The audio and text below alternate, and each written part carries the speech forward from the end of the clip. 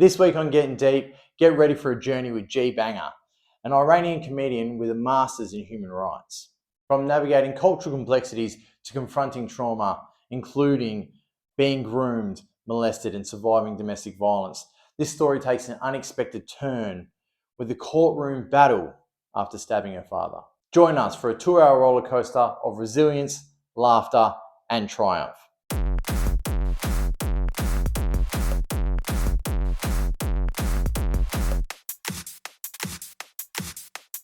G, welcome to the podcast. Yo. So, from all great comedians come from fucked up families, I've heard. And from what you've told me, you've got a pretty fucked up family. So, where do you want to start? Well, I feel like you've set the premise already, having a fucked up family. It's only great comedians, but I don't think good comedians. I think it's only great comedians that have them. Oh, thank you. From what Thank I've you. heard, I could be wrong. This is just the internet talking. Recognizing my worth, from the get-go. It's the internet's choice. All right, Reddit, let's start. Speaking of fucked up, I'm just going to ask you, do you know much about it's called ACEs, which is Adverse Childhood Experiences? Have you heard about that? No. Okay, so it's just to put... ACEs, like ACES? Yeah. Okay. So adverse childhood experiences. Yeah. So it's if you've experienced one adverse childhood experience, which could be neglect, physical trauma, like getting beaten up and stuff, yep. Sexual trauma. And then there's having, I guess, your violations of your rights taken away from you, like not having clean water or a safe place to sleep or, whatever else. Yeah, having one sucks. If you have 4 or more, you're 30 times more likely to have a mental disorder that will, you'll have for the rest of your life. So there's a study that says 4 or more? Yeah. It's 8 or more means you're a comedian. Yes. So here we are, 8 or more. And you're 30 times more likely to commit suicide. And on top of that, you will probably have health decline, and essentially you'll have a shorter lifespan. That doesn't mean necessarily that that's exactly what's going to happen, because there is so you do have post-traumatic growth. A lot of people with ACEs, high ACEs do actually, create a wonderful life and for themselves and their children and their family and whatever. And they do come out of it on the other side, as fucking guns, and active advocates, in society and stuff. So I believe, just for funsies, I was sexually molested as a kid. I was groomed from the ages of 8 to 12 or 8 to 13 by a family friend of ours. He was 75 years old. Jeez. Didn't rape me. So close to getting raped. Didn't get raped, thank fuck. Otherwise, who knows, might have 75. Yeah. You think, for me, I think of a 75-year-old man and I'm that motherfucker can barely walk. I'm surprised he's a boner. Yeah. So it's raging boner. That's raging. fucking wild. Yeah. That man was hot for this, whatever this is now. The man was hot for me. Yeah, and that's fucking 75. Yeah. Old. Yes. Old. Do you know how old that guy was when he died? No. He'd be dead by now, but right? He's dead. Yeah. This was in Canada, which is where my accent's from. So you were born in Canada? I was born in Canada. Yeah. How long were you there for? Till I was 20. I'm 35. I know I look youthful and beautiful. 88 kid like me. Yeah. Woo! Yeah. I feel like trauma also keeps you youthful and rejuvenated for some reason. I don't know. I've had 3 people tell me my skin's good the last month and I'm I don't know what trauma. It is. It's not Maybelline. No, it's trauma. Maybe it's Maybelline. Maybe it's trauma. That would have been a real messed up ad back in the fucking 90s. Jesus. So you were Canadian you were 20. Well, I still have my citizenship. I feel like that still makes me a Canadian, Yeah. Yeah. I mean, you got a citizenship. Are you dual citizenship? Dual citizenship? Fuck Yeah. that word off today. Yeah. So fuck you, everyone who I offend in Australia.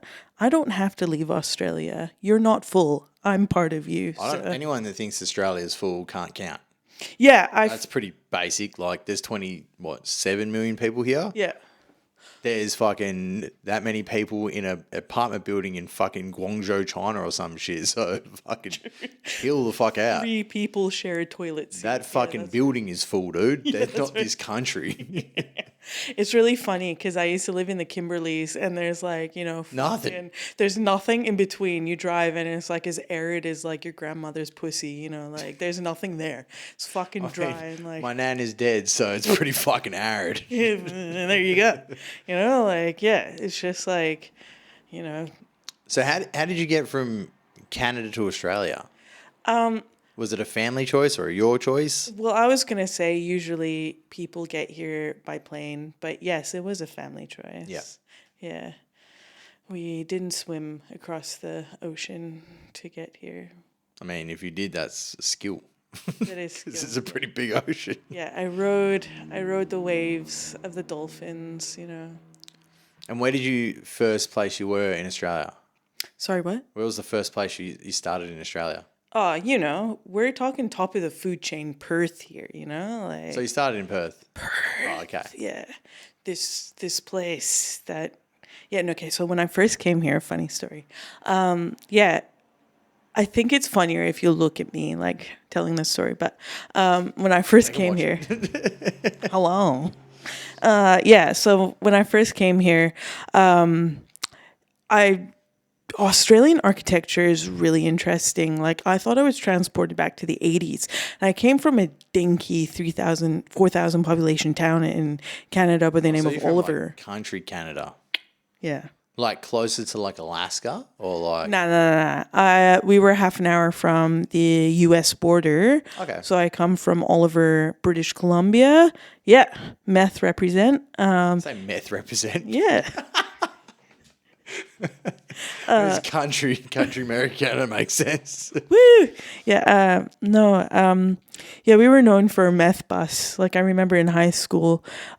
Speaking of fucked up, let's circle back. Add back to the more aces. And back to here. Now, we used to have sniffer dogs come to our high school with police and check out the high school. Oh, you did? All right, cool. Because every other every other high school person that goes to high school, I ask, they're like, "Oh shit, that's bad." But I've never had any Australian high school do the same thing. Multiple times. Yeah. We had sniffer dogs come through school. I think I had sniffer dogs come through my primary school. There was someone that got caught with weed in my primary school in year 7. I won't say his name, actually. I was going to, but I won't. And it was like so little amount of weed. Like, someone had sold it to him and just chopped in a bunch of like grass, but there was still weed in it. So like this fucking 12-year-old kid had a stick in his bag and it had fucking weed and grass in it, but like had the tiny amount of weed in it. But he still got it was still a 12-year-old getting busted with like, we got drugs. And you're like, wow. And that was year 7. Jeez, and yeah. That was, sniffer dog come through school. Yeah. So in high school, I think I was in grade 9 or 8. And then, so we had huge busts. People did get taken away. Was it teachers? No. No, just kids. Students, yeah. That's pretty cool. Yeah. They got busted, like they get taken away. Were they like high level stealers or like? I have no idea. All I remember is like the police would come and they're like, "Hey, like if you ever see anyone buy Halls drops in these quantities and bleach in this quantity and other things in these quantities, they're probably making meth and you need to report it." And all of us were like writing down how to make meth, like we're like, these are all the things we need. I was like, cool. Like, they're like telling you, these are the ingredients you need. So if you see it, look out for it. How about I'll try and make it myself? I need a side money, motherfucker. Yeah. Side hustle. Yeah. So, we had quite a bit of that, and we had shootings up in the mountains and stuff. Like, 'cause like country. That sounds right for like America. Yeah. Well, we're Canada. Yeah, that's what I'm thinking. I'm like, but you're not America, you're Canada. Yeah. So, but rip to my brother Tyson. You know, he not blood brother, but you know, like I don't know if it was gang shootings or gang violence or whatever, but yeah, found him dead in the river. You know, like not Jeez. myself, but yeah, Shot? shot. Yeah, Jeez. yeah. So quite kind of yeah. Our town was just like a mixed bag of fun times. Like in the 80s, it was known as like, you know, the hate capital of Canada because someone just like, there's swastikas everywhere. You know, they were like, whoever Well, that it makes was. sense. Yeah, It's swastika meth, crazy. swastikas usually. Yeah, well, yeah, brain damage has been done here. So yeah, but now we're known as the wine capital of Canada. That's how, you know, Oliver would like to present itself to Canada. From Wine meth capital. to wine. I mean, that's how Coke was made. Well, You know, there it we had go. cocaine in it. Now it's Coca-Cola. They had meth, and now they got wine. Woo! Evolving. Yes. But yeah, nah, heaps about where I grew up. Like I'll tell you heaps stories like later and shit. But yeah, like coming back to the aces, you know, like so I had that.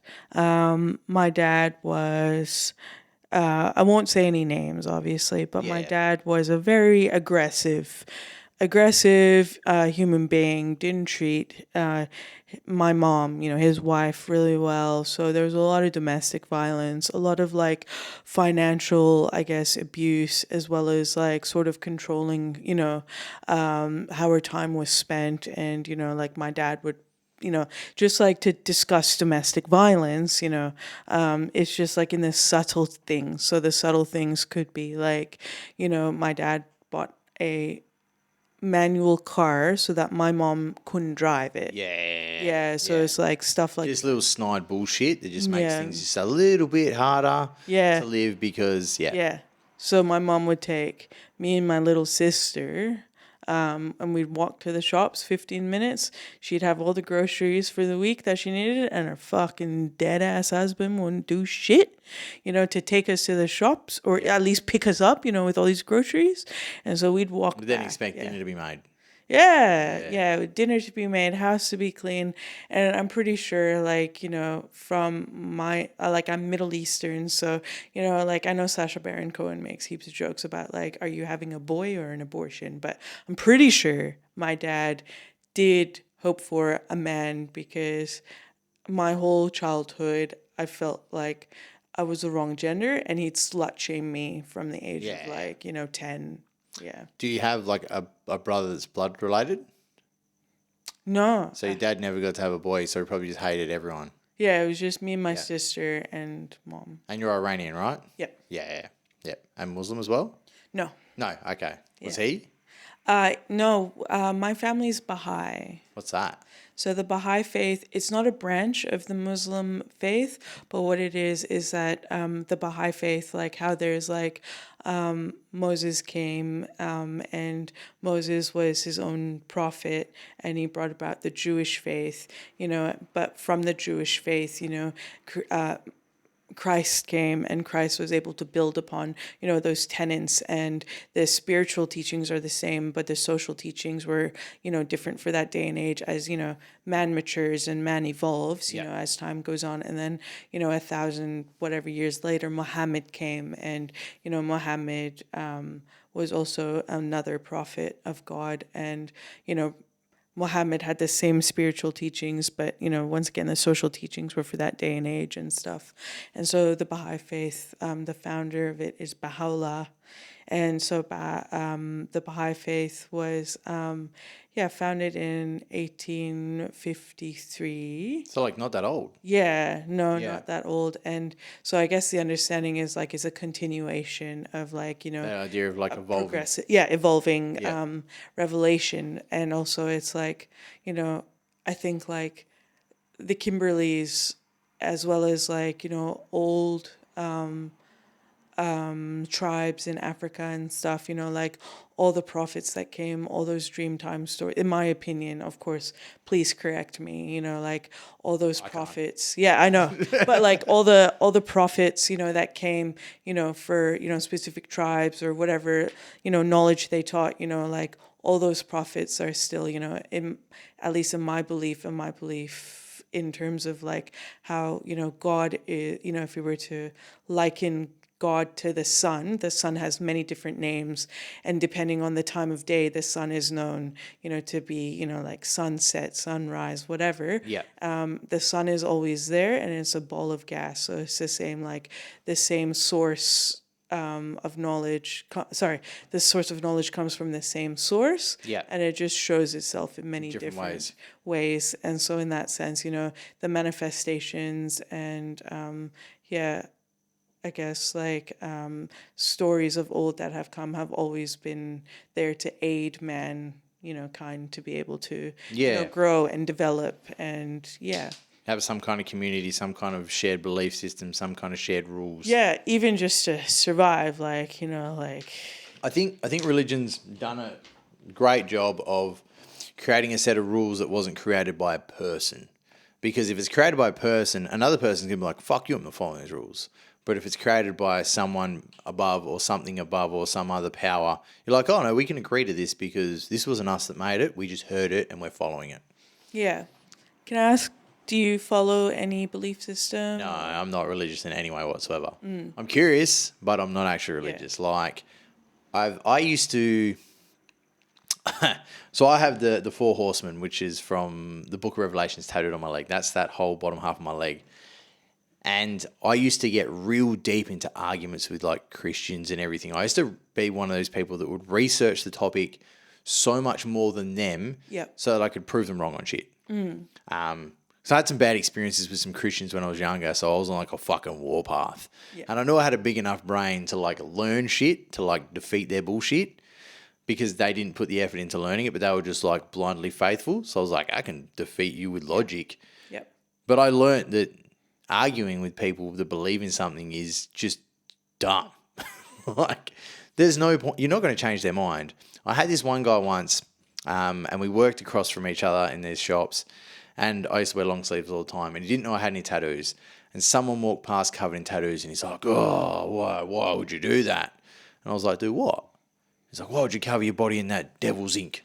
Yeah. And he didn't know. And I was like mates with this guy. We used to talk all the time. And I was like, what's wrong with it? And I was thinking more, and then I was just like, yeah, well, just so you know, like, and then lifted my sleeve up, and I was like, I'm covered in these things, man. And he's like, oh, I didn't know you were like that. And I was like what? We've spoken many times, all the time. I would call us friends. I'm like, what's the difference now?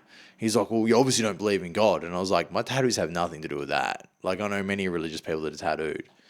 And I was like, why is that a thing? And he tried to convince me why it was bad. I said, look, there's no point in you trying to convince me why my tattoos are bad, because you're not going to change my mind. Because if I could show you 100% proof that God didn't exist, would you still believe in God? And he goes, yeah, of course I would. And I go, see, there's no point in having an argument with you, because I know that you're not willing to change your mind, so I'm probably not willing to change my mind. So there's no point in us having this conversation. There's no point in us having this argument. But before that, I'd be like, fucking, let's spend 3 hours arguing pointlessly at each other.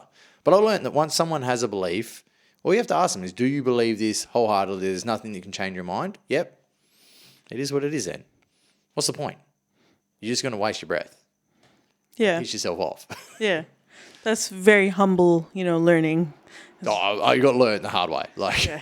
But I think it's such an important it's such an important thing to learn, and it's like I personally wish, like, I've learned so much from working in the community, and from speaking to different friends and learning about different religions and different cultures, like. I think there's a lot to learn. It's great. Like, absolutely. I love hearing about it. Yeah. I just think it's just like, because as it's like, I guess, like, you can have tunnel vision, but that tunnel vision, you can actually broaden your understanding of a concept so much more by having, people listening. By listening, and because there's an infinite amount of knowledge, but man's brain, by man I mean humankind's brain is finite, just because we haven't learned how to unlock our potential or whatever. Realistically don't have enough time to learn. Yeah, exactly.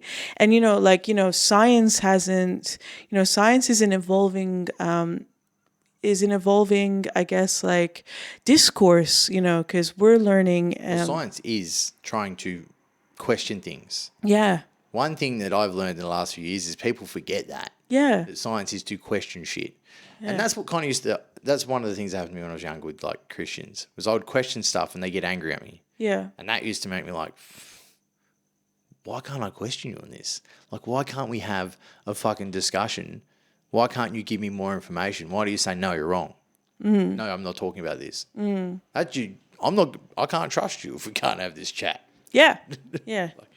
Yeah. And I wish people were just like open to, you know, hearing without having a response, hearing what someone else, you know, has to share, and then, you know, being curious about how someone... Being curious is a big thing. People need to be more curious all the time. Yeah. And I wish it wasn't stamped out of children. Like, children are scientific, you know. That's school. School does that. Stamp. Sometimes adults stamp it out of kids as some well. Like, massively, but, you know, teachers are adults. yeah. Yeah.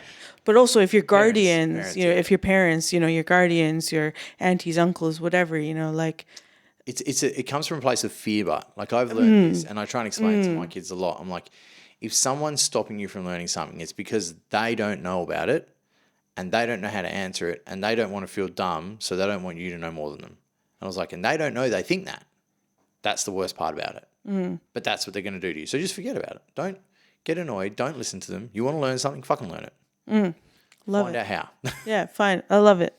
Because that's, you know, one day I learned, you know, I learned how to ask the question of, you know, like, because, well, not the question, but, you know, like, because I worked in the community, you know, like, I just did volunteer work with, like, young children and, like, you know, preteens, you know, so, like, the 10, 11, 12-year-olds and stuff. And, you know, it was just, you know, it was just saying as simple as, I may be an adult, but because I'm an adult, it doesn't mean I'm right. I don't have the answers, and sometimes I don't know. Sometimes I make assumptions, and I apologize. You know, can we please have an in-depth conversation about this? And it like restored a sense of like... Faith in like, oh, I'm actually not as dumb as I've been told. Yeah, well, it restored a relationship with a young person who was, you know, like very frustrated with like, you know, this young person, you know, like how society would see this young person is that, you know, this person's going to go to jail. This person's a thief. This person's going to do all these other things. You know why? Color of the skin and the race. And it's just like, no, actually, adults don't know. Adults make assumptions. And this kid was like, okay, I'll listen to you now. And that it transformed our whole relationship. Yeah. But it also kicked me in the ass because I learned a lesson about being humble and saying, hey, I'm going to let go of the reins of power and say, I don't know. From, you know, I want to validate your experience. Can you share with me, you know, what you notice and what you experience? Yeah. The thing is, like, you don't have to have power over kids. Like, there's no need for it at all. Like, I've got one rule in my house. It's be nice to each other. That's the only thing I ever yell at the kids about is when they're not being nice to each other. I'm like, just fucking be nice. That's it. You don't have to do anything else. I don't force you to do chores. You do it because they help me because you're being nice. Yeah. You don't have to do anything. If you want to be nice, help me. I'd love it. Yeah. But just be nice to each other. That's it. And do you know how hard even like one rule is for the kids to follow? Yeah.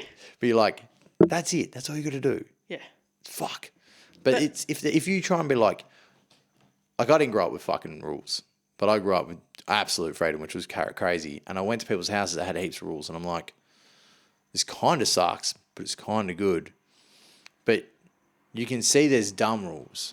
Yeah. When there's dumb rules, you're like, why is that a rule? Yes. Yeah. Like, why does that exist? What are you doing? Like, yeah. I grew up. I know people that weren't allowed to watch The Simpsons as a kid. Yeah. Can I ask what ages you were when you were questioning these rules, or you know when you were like, why? I was questioning shit from as long as I can remember. Sweet. Yeah. Like, nothing's been good since I was a kid. So like, I was like, if things are bad, I'm like, why? Why is this happening? Why does this suck? Not that people answer the fucking questions, but like I thought about it, and as long as I can remember, I've always questioned shit and got annoyed when I don't get an answer. Yeah. But there's been times where I've given up, for sure, where I've just been like, I don't need to ask questions anymore. But I think I've always been somewhat of an outcast no matter what. So I just got used to it. So I'm like, fuck it. Like, I want to know it. I'll find it. It'll come up soon. The internet was like saving grace for that shit. Like, I remember I used to go through like encyclopedias to find shit out. That's amazing. Yeah, just but like it'd be like hell pointless shit that was just I wanted to be a smart ass so I could say some word that no one understood and it was like an insult. Or I'd always find the swear words in like different languages in books. So I could swear at people in different languages and be like, yeah, fuck you. Sick. Yeah. Such a dumb thing, but I'm like, I liked it. It's like it's a big brain move. Big dick move. Oh, it's just a shithead move, I would say. I was just being a shithead. Like, how can I get away with swearing because everyone thinks you can't swear? It's the dumbest rule in the whole fucking world is like, don't swear because it hurts people's ears. Like, I'm not punching you, I'm talking. And if you get hurt by words, fucking chill out. Like, your head's fucked. So true. It's like, so I swear there's people that are like, this hurts. I'm just like, you haven't been punched in the face enough, man. You get hit enough times, you're like, hurts. fucking no matter what you say, it's not going to hurt my feelings, man. I've been jumped on. And words don't mean shit to me. Oh, lol. Nah, I love it. I love it. It's true. I don't get it. In fact, someone was like, we've derailed so much, but like someone was like, yeah, if you don't swear, I don't feel like as if an adult, you don't swear. And I work in community services. They're like, I don't think I can trust you. And I was like, valid point. Like, there's studies on people that swear more often are more likely to tell the truth because they don't give a fuck.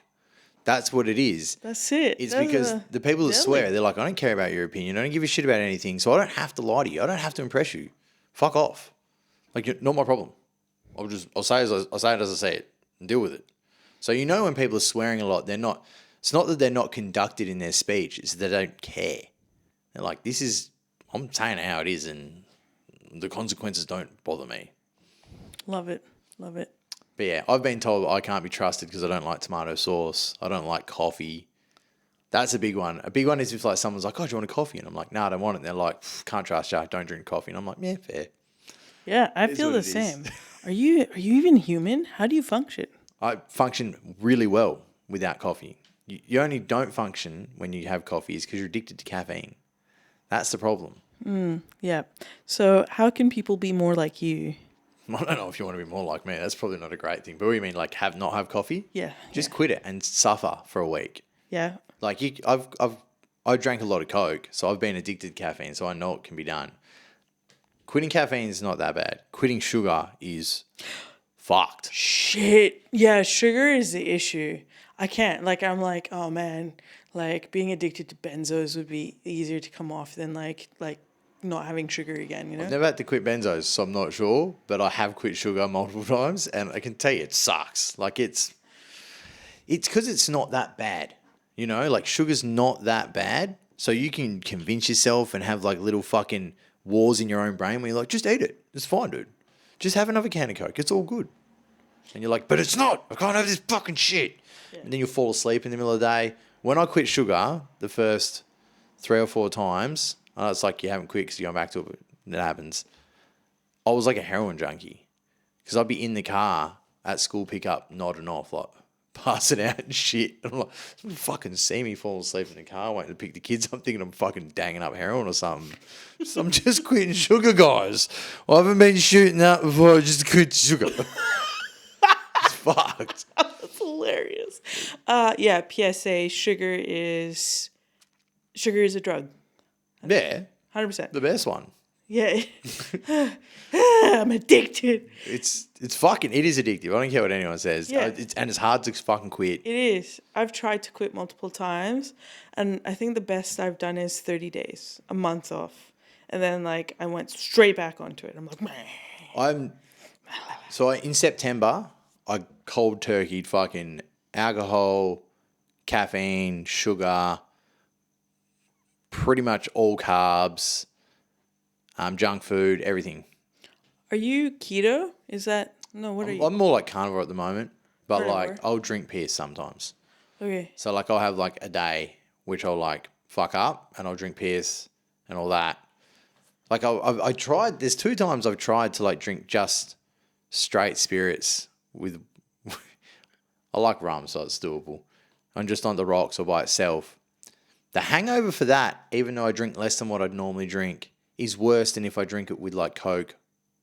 And I don't know why. I can't figure it out. There's 2 times I've drank like half a bottle, and the hangover the next morning, I'm like, can barely walk kind of thing. Like I'm like lightheaded until I've eaten. I'm like, ugh. But I can drink like a bottle in a night with Coke, and I'll be like, oh, I fucking feel like crap. But I won't be like that. It's very weird. I don't know what it is. I'm trying to figure it out. Probably have to test run it a few more times. Yeah, that's right. So, oh, fuck, I'm dying. Why am I doing this to myself? Okay, next time, try it with Mountain Dew. Let's see what happens. Well, I think it's got to be the mixer or something. I don't know what it is. I'm trying to figure it out. Yeah. Recently, like last weekend, that happened, and I was like, this sucks. Why is this happening? Thinking I was like, this is healthy, but it's just not. Straight liquor obviously isn't that healthy. Yeah. Congratulations to you. You're a better person than I. I don't think I could give up. Like, my 2 vices are sugar and caffeine. You know, like, That's my problem. And that's like, if I can stay off them 90% of the time, yeah, I'm winning. That's like, sugar's the hardest one. Yeah. Because like nearly all the good shit I like is sugar. 100%. But yeah, once you're off that, you can stop eating all the time. Like sugar and carbs make you just want to eat. Like bread, that's just the worst. Yeah. It's funny because I don't know. I've come to a point where I don't like carbs. Just naturally. Just sugar bar. Yeah. So, like, I won't eat bread. It's not my favorite. Like, I will eat bread, but I won't, like, it's like a once in a while thing. I dislike the pizza. Like, I love pizza, but I hate, like, the pizza bread and stuff. And, Yeah. I don't eat pasta. And, like, I'm very much, like, a vegetable. Like, I like fucking mung out on, like, chocolate and then have, like, a salad. Balance. Block of chocolate, lettuce. Yum, yum, yum. But I fully quit it all. And the only way you can do it is just cold turkey. And just like deal with that fucking chaos that's in your brain for a week. The headaches, the sleepiness, the fucking constantly arguing with yourself. You get past that. Once you get past that week, you're like, okay, I've done a week. But then you have to like convince yourself to go past it. That's the hard part. It's like you get back on it, but then you're like, nope, one day. That's it. I'm going to do 30 again. I had one, I'll do 30 again. That's the hard part. Even after, like, I drank on the weekend. Because I drank on the weekend, Monday, Tuesday, all I could think about was like, oh, just have a Coke. You've already fucking drank. Oh, just eat some chips. You've already fucking... And I'm like, no. You had your day. But it's annoying because I'll argue with myself. And I'll waste time arguing, which is fucked. Yeah. Very good. Very good. Yeah. Yeah. Very good. Well, speaking of sugar, when I was being sexually molested as a kid, that's when I turned to sugar as comfort. Fucking hell. I wasn't expecting that at all. Oh, God. So, yeah. Someone's going to watch this and be like, what the fuck is wrong with these two? It's great. I love this. I'm sorry. I'm sorry, everybody. Now, yeah, I used to eat like 4 chocolate bars a day and more, and I used to like steal them. Like when I was in high school, I was addicted. Yeah. And now I've like leaned off of it, but like The stealing or the chocolate? oh man, let's not discuss the 5-finger discount. Like Allegedly. ugh. Yeah, no, only from corporations. So just wanted to throw that out there. Well, it's chocolate bars. I mean, if you're racking chocolate bars off your friends are going to know. They're going to be like, where the fuck's my chocolate gone? Yeah. No, yeah, I used to eat it, and that was my way of coping with the grooming and the molestation that was happening, and my dad beating me, and like going through puberty, So when I turned 12 or 13, whatever between grade 7 and 8 is. 12, 13. Yeah. Yeah. But we're talking Canada, so it'd be like 13 more. Does it work differently over there?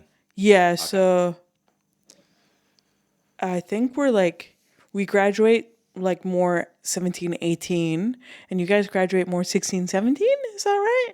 It depends. So they changed it. When I was younger, it used to be that. And now it's like, if you're born after June, you'd graduate 17, 18. If you're born before June, you graduate 16, 17. Okay. Well, yeah. Yeah, so the 13. I think that's how it is. Yeah. It's weird. Yeah. So I was, no one told me about puberty. No one told me how to take care of myself. No one told me how to go bra shopping. And, like, my dad would, like, as I was, like, my body, the secondary sex organs that are coming through and all that stuff. And, you're thinking about, like, guys or girls that you like or whatever, like, there was no guidance on any of that. And my mom was like, when you're older, you'll get married and then you'll understand. And I was like, look, the worst thing that could happen has already happened to me. Like, I need help now. And so she's like, she just like stared blankly into space and she's like, no, we don't discuss this. We'll discuss it, when you're older. And so Was it just like too hard for her kind of thing? it's just culturally not, like culturally just not a thing that people talk about, like in Iran and stuff. And my mom, she's 70 years old now and I'm 35. So, like when I was 13 and stuff, like we never went bra shopping. She never really took me. She was still like 50 when you were 12. So she would have been pretty old school, eh? Yeah. Yeah. And the thing is, it's like, it was my friends, that told me about like period, and you get your period like, 6 days a week. 6 days a cycle or whatever, so it was them. So thankfully my friends assisted me with like, getting pads and like, looking at bras or like, telling me when I needed to wear a shirt, cause whatever, like, so thankfully I had that. But the thing is, like, I had so much shame around my body, and my dad would call me a prostitute, and a slut, and he'd call me like dirty, and he's like, you're dirty, and it's just like, yeah, it was just insane. So during this time, I was being sexually molested, physically beaten. There was so much fear around the house because as I was a kid, like I would see my dad, hurting my mom, yelling at my mom. And every time me and my sister would do something wrong, he's like, your kids, it's like always pointing the blame, your kids. And it's just like, if you allowed them to like listen to me and you wouldn't step in, like your kids would actually listen. They'd be obedient. They blah, blah, blah. So my dad was, very controlling. And how we were discussing like the question of not the question, like, boundaries and questioning them, my dad would say, because I say so, and do not question it again. Or he'd like, fuck and whip you, or like not whip you, but he'd like smack you, or like, like hurt you, or like, I just remember at the age of 8, core memory is just like, I got locked in the bathroom, and my dad was like, "Not you done this thing. It's made me angry. Don't turn on the lights. You're just going to be in the bathroom, and that's going to be your punishment till I say your punishment's over." And that's when I got a fear of mirrors, because like what I had in front of me was like a mirror, and Yeah, funny enough, in the dark, I'm scared of mirrors.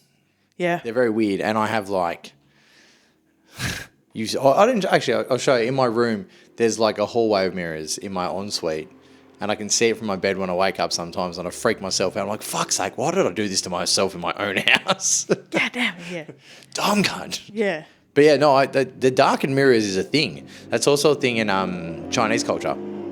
Oh yeah, Yeah. So like, if you have your mirrors at the end of your bed, they call it like a ghost door, and like spirits can come and possess you from the end of your bed. yeah.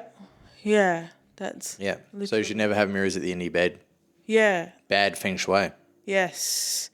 I'm just scared of mirrors in general. Yeah. And if I stare at a mirror too long, like I don't recognize who's looking back at me. Oh. Even in the daytime. Yeah. Okay. Yeah. That's a very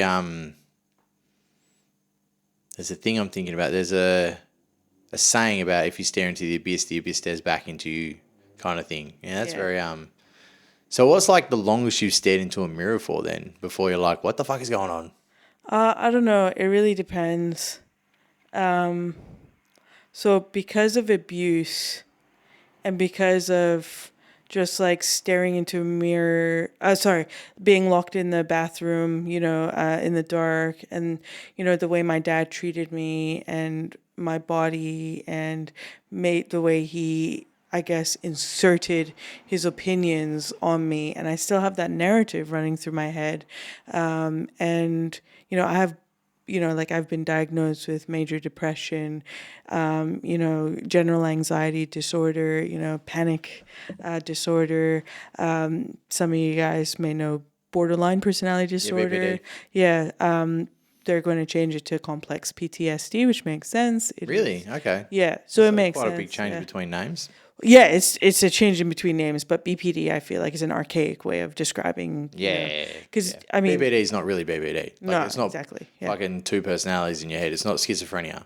No, and Because the first time I heard about it, I was like, but that doesn't sound like the symptoms of what the name is. yeah, exactly. It's like they say BPD is like diet schizophrenia, but it's not. It's like there's a sense of disassociation, and there could be like, a sense of like, whoever's driving, the I guess like the car or the bus, whoever's in control in your head, it could be, another, like a protective, identity or alter, it could be like a child, your child alter or whatever. Like, and the thing is, I truly believe that, we sometimes, I haven't. I have dissociative symptoms, but I don't necessarily have like dissociative identity disorder, which Yeah. is like previously known as multiple personality disorder. Luckily, but I feel like a lot of it does come from like, quite intense neglect, as well as, sexual trauma, like intense sexual trauma. And a way to protect ourselves is maybe to Over there. yeah, shut off. And, like the child now is protected by whatever, like whether it's an entity, some people would say it's an entity, whether it's like you've created another persona or whatever, like, or yeah. So it's just like, so I have, BPD and PMDD, which is like before my period or during my period. The things that I experience with that are so exacerbated, or can be so exacerbated. So it could be like I could be suicidal and I could be actively trying to harm myself before my period. What's PMD? I don't know what exactly it is, but it's like, how we have like females and some males also have PMS. Yeah. So imagine it. It's like that on steroids. Yes. Okay. Yeah, so- Yeah, okay. Yeah. So yeah, it could be crying for, like days on end, or like, yeah, whatever, like it's just mucked up in my head. Then I bleed, and then I'm like, yeah, there we go. So You just get like a hella fucking. yeah. So it depends. And the thing is, because like my dad also viewed me as like, like he shamed my body so much. I thought I should have been male. So when I look in the mirror, I'm really detached or disassociated. Yeah. And so sometimes it can just be staring into my eyes. Sometimes it could be, looking in the mirror and just being like, oh, this is what I look like. Because when I wake up, I don't know what I look like. I You don't don't see remember. yourself unless you look in the mirror. Yeah. And I'm like, I don't remember if I'm a male or female or anything. I don't have any of that. All I know is I wake up, I have like 10 minutes that I need to get ready, or I'm going to be late for work, and then I run out of the house. That's how I live my life. But when I look in the mirror, I'm like, oh yeah, you come off as, assigned female at birth.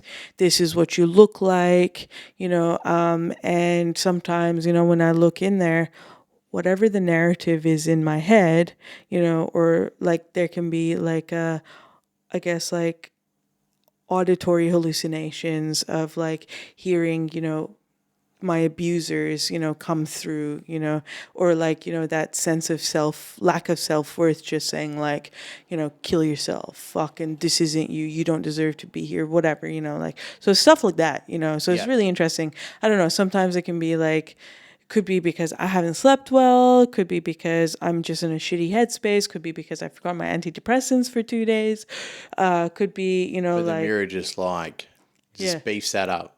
yeah, so the mirror amps that up, and in the dark it's even scarier. Sometimes it could be like 2 minutes, 5 minutes, 7 minutes, whatever. And it is auditory, I guess like it's more like a visual hallucination of like, not recognizing what's staring back at you. That's a thing, but like Yeah.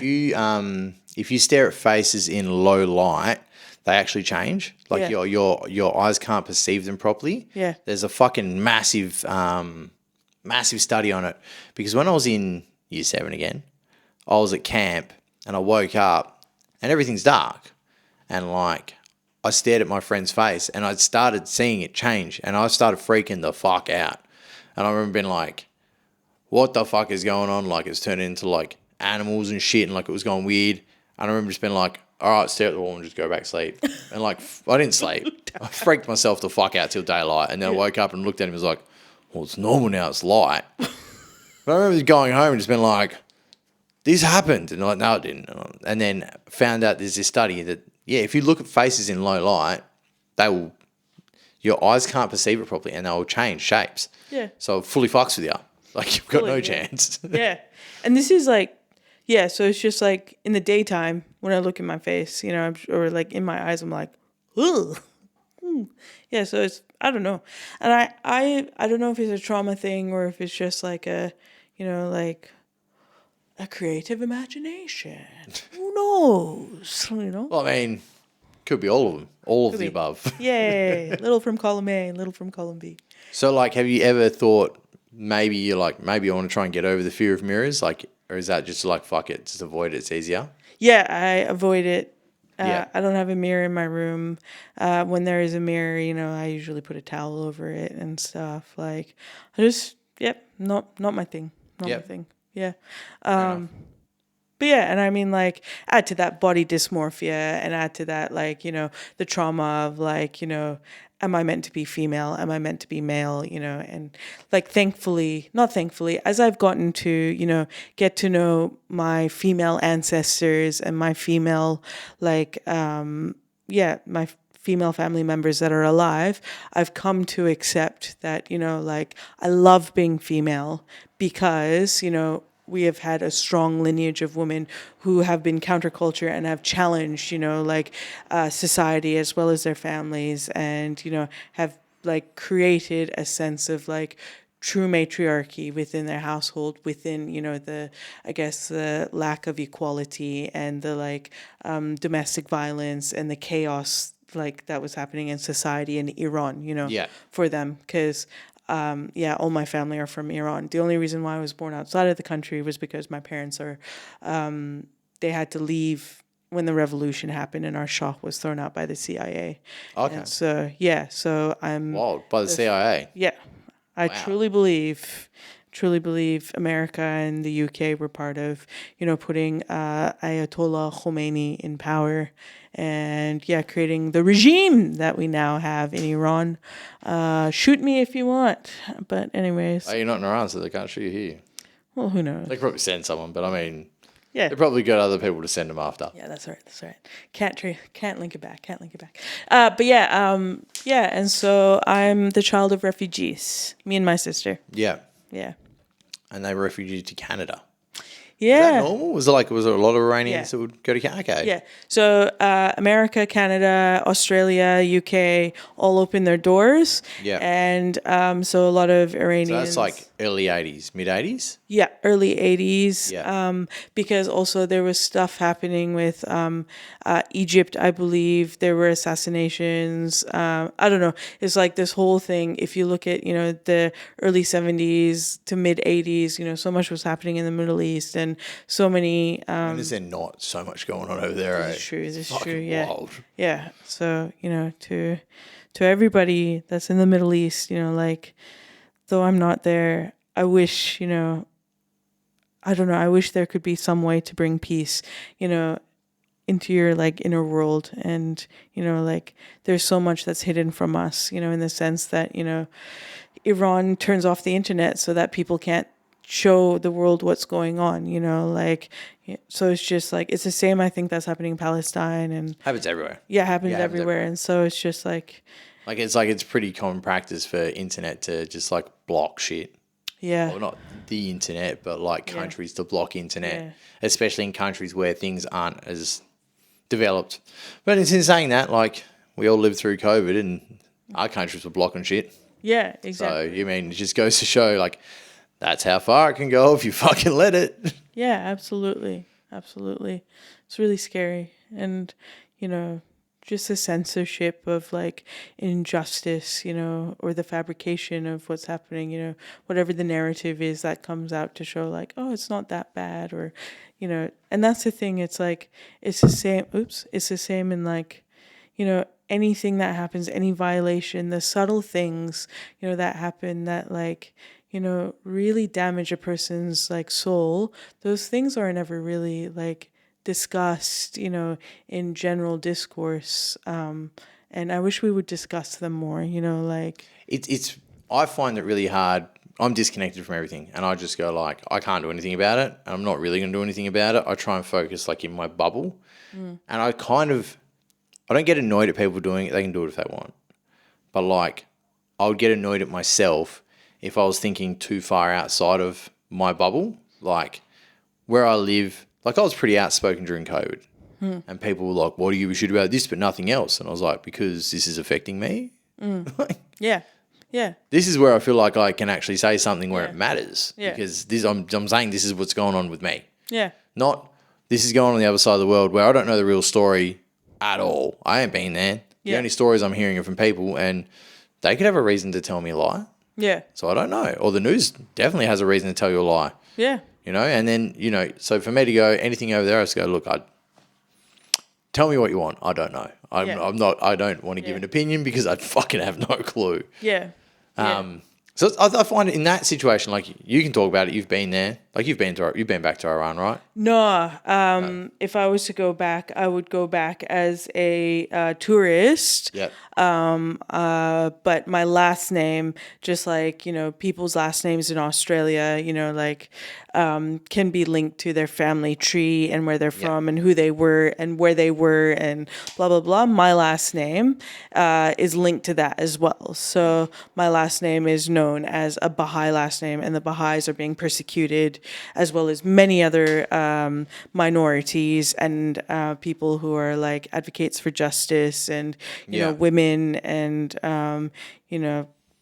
whatever, rebels, counterculture people, gays, atheists, they're all being persecuted. I hate the idea of religious wars. Like it's Yeah. listen to what I say because I believe this. And it's like, or not. Yeah. How about I don't like your rules? I don't like your religion. I want to do this one. Yeah. Because like at the base of them all, they're all meant to be people doing good. Yeah, absolutely. That's the base of every religion is there's a higher being that says we should do good. Not there's a higher being that says we should do good our way. If you don't do it our way, you must die. Yeah. And if they do say that, you should question your religion. Yeah, or maybe you should try and understand it, through, a different context rather than a maybe very literal context, But I just think the idea of like if you're like someone has to die because they don't follow our thing, Yeah. is like maybe you should be like, should they? Yeah. Like, is this really what we think? Yeah. Yeah. Is this really the smart option? Yeah, exactly. Like, yeah. But again, Yeah. I don't know what the fuck's going on over there. This is true.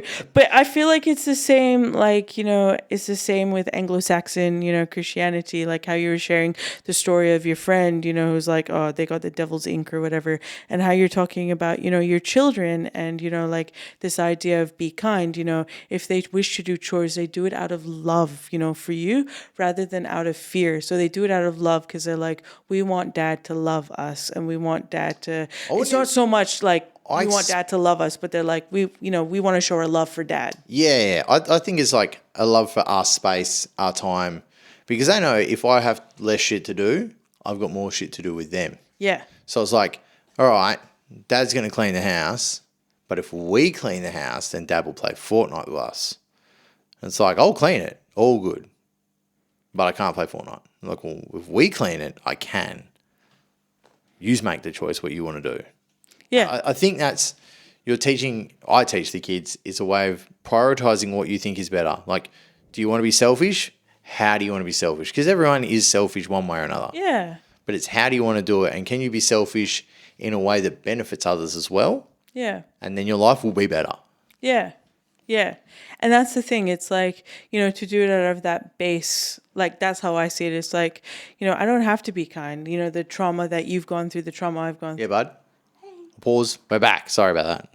That's Continue. okay. I don't remember what part of the story I was, but essentially, so from, I've done a lot of therapy, and from the age of 3, I've always had fear about, my dad, because I don't know who was going to walk through that door, if it was happy dad, angry dad, grumpy dad, whatever.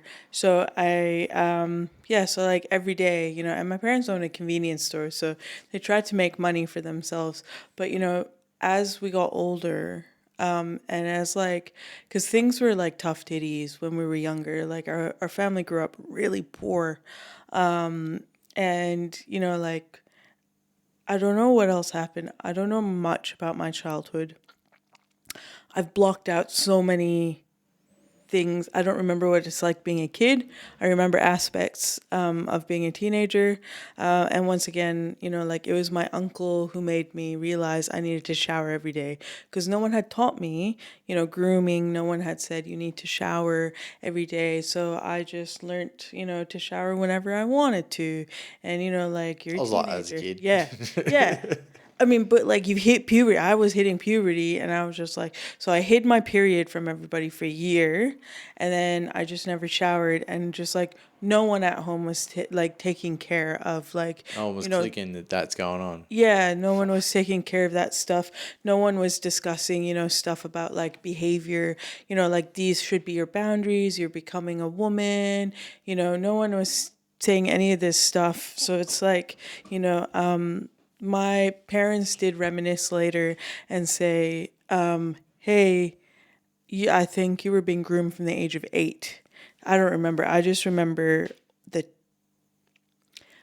sorry, like if this is too much, but I remember just being like molested over and under my clothes heaps, and like, but I was apparently being groomed from the age of 8. So I just remember the real like I guess the real overt sexual molestation or whatever. And I would protect my sister from it because no one was protecting my sister, so I protected her. So every time Younger sister? yeah, younger Yeah. sister. So every time like, So like you could tell it was not right. yeah, but I was like, is this cultural? I don't know. Do I tell anybody? I have no idea. Maybe this is normal and stuff. And so, but I knew it wasn't right. And yeah, so I was like, he would kiss me on the lips. He would like isolate me, all mostly under my house and in his house and whoever his house. And, he'd pick me. He'd find a way of like picking me to like come and sit on his lap and stuff. And, he'd touch me, and it was the time when I was 12 or 13, and he came. This is under the roof of my house. My parents and his like younger, like, his, I don't know, other Persians were hanging out in the living room, and I was in the kitchen, and I'd always be with him because he'd always like, make sure I was hanging out with him. Yeah, he had his dick out and he was fully erect. He's like, hey, I want to show you something in the bathroom. And I was like, oh no, I definitely know this is wrong. I'm like old enough to know because my friends have told me. But my parents, like if my friends hadn't taught me this You shit, would have known. I wouldn't have known, because my parents also pulled me out of doing like sex ed classes and shit. They're like, no, this isn't like good, because it doesn't teach morality. It teaches like looseness. But, like the truth is, we need to discuss sex. We need to discuss not stranger danger. It's fucking, it's exactly. unknown evil. Yeah. And we don't need to talk about stranger danger. We need to talk about behaviors that aren't okay. And, and so that was it. I ran to the park across the road. I refused to come back home until I knew all the cars were gone, which meant that he was gone. And then from then on, just like, like I said, it was just like a complex amount of things that were happening. We were fostering kids. The kids were like telling us, and the foster kids were really good at picking up like what was happening at home. But the foster kids were being like yelled at, were being like, I guess like verbally abused by my dad. I was being verbally abused. I was being like psychologically abused, emotionally abused. Do you know why they fostered kids? Were they Iranian kids as well? No, just regular foster kids. Yeah. So unfortunately, it's the same deal as in Australia. Native Americans are I guess, the highest percentage of kids that go into foster care. Yeah. Yeah, so my mom just wanted to make money, a quick buck and stuff. And she was, she was an enabler of my dad's behavior. Yeah. But like, these are the things like we don't discuss, like, and I don't know much about my mom, like, I don't know the intricacies or like the dynamic of, what she always was like, hustling for money because we were always like, we never had enough. So always broke. Yeah, always Someone was broke. always spending it. Someone was using it. Or, like it was going towards a mortgage. It was just like, so long as we have a roof over, the head of our kids, that's enough. And like during this time, like. Sorry. That's okay. Yeah, during this time, like my aunt in Iran had been to jail. So my mom would send money there, for being for her religious beliefs. My uncle, who was a huge, like, big brainy dude, was reading Marxist and socialist theory and was also Baha'i. So he went to, he was thrown in jail as well. And when he came out, he had shell shock and, complex trauma, and just like he was gone, and then he passed away. So it's like all these things, like, family members in Iran were struggling, family members in other places were struggling. And so, I guess my family, being in the position that they were in, they would send the money back. Send money over, send like whatever supports and all that shit. Yeah. And like, so it's just like the regular hustling refugee, family and stuff. And so and so amongst, like, during this time, I was being beaten up by my dad. I was having all this happen, puberty, transitioning, like being bullied. 9/11, thank you, happened. So there was like, the xenophobia. That would have made it real fucking hard for you. Yeah. Fun times. Yeah. So the xenophobia, just like someone would say, like, go back to Afghanistan. I'm like, we don't like them. if you wanted, to actually insult me and hurt me, maybe figure out what country I'm from, like my background. That's a smart insult. Like I taught my ex's kid, because he's half Indonesian. Some orange kid at school used to call him Chinese. Yeah. And I was like, the first thing I said, because I'm like, I know how to tease someone and hurt their feelings. And he was like, he's calling me Chinese. I was like, why are you offended? Chinese people are usually smart if they're over here. And he's just like, but I'm not Chinese. I was like, correct, but you are Asian. I was like, he's just dumb. All right. And I was like, what's he look like? He's like, oh, blah, blah, blah. And I was like, what color's his hair? And he's like, oh, it's orange. And I was like, well, just tell him he hasn't got a fucking soul, dude. Yeah. But like, you've got no soul and you're dumb as fuck. Get the country right. I'm from Indonesia. Yeah. But it made him hate Asians. So he was an Asian that hated Asians for a while. And I was like, dude, you can't hate your own race. Like, I'm white, his mum's white, and we were like his parents. So he was like, would have been difficult for him. But I'm like, dude, you cannot hate. You're an Asian. Accept that, love it, and look at all the great things Asian countries have done. Yeah. And then when someone calls you Chinese, just be like, wrong country, dickhead. Yeah. And move on from it. Like, don't be annoyed. Yeah. Like, at least he's fucking tried to insult you properly. He didn't say, you dumb fucking idiot. Like, that's not even a good insult. At least Chinese, he's trying. Like, he's trying to get your culture right. He's just wrong. Exactly. That's how I felt. I was just like, so it was just a lot of like brown fear mongering. Yeah. But I put this kid in their place. So it's just like. That's good. I like that. Just be like, wrong country, dickhead. Yeah. It was just like, nah. And then I was like, and and so the kid just like never bullied me again. And I was like, that's cool. But there was a lot of that going on. And I think like my family copped it a lot more. Oh, yeah. Because that running a convenience store would have been fucking hell, right? Yeah. And I think it was just general. But anyway, so like all these things are happening. I don't know. My friends are lying to me. So I'm losing like, this sense of like that friendship that assisted me to be able to survive, and the other thing is like, I'm starting to question everything. So my dad was ramping up his violence, because the more I questioned, the more I got smacked, hit, beaten, punched. The more you weren't following the rules. Yes. You know, and there was a point where I don't remember any of this, but like my friend was like, your dad tried, we had a 2-story house, and she was like, your dad tried to push you down the stairs and you grabbed onto the rail and you didn't fall. And I was like, I blacked this shit out. And she's like, yeah, your dad did shit, man. And I was like, yeah. And on top of that, like there was a point where my dad also, when I was 16, you know, on top of like calling me a fucking slut and like a prostitute, and he was like, you should just fucking like, you know, you're not worth anything. You know, you're dirty, you know, because of my gender and stuff. He kissed me on the lips one day when I was 16, and I'm like, wow, has there been any weird molestation that's happened when I was a kid? Yeah. You know? And so just from then, like, it's just so much. And it's just like, I remember one time asking my dad about, you know, his family. And I was like, you know, like, you are always angry, you know, like, just tell me a bit about your family history. And it's like, don't ever say this, you know, like, don't ever like make an assumption that, you know, my family is the reason why I'm grumpy, you know, it's because you guys don't listen and your mom doesn't listen.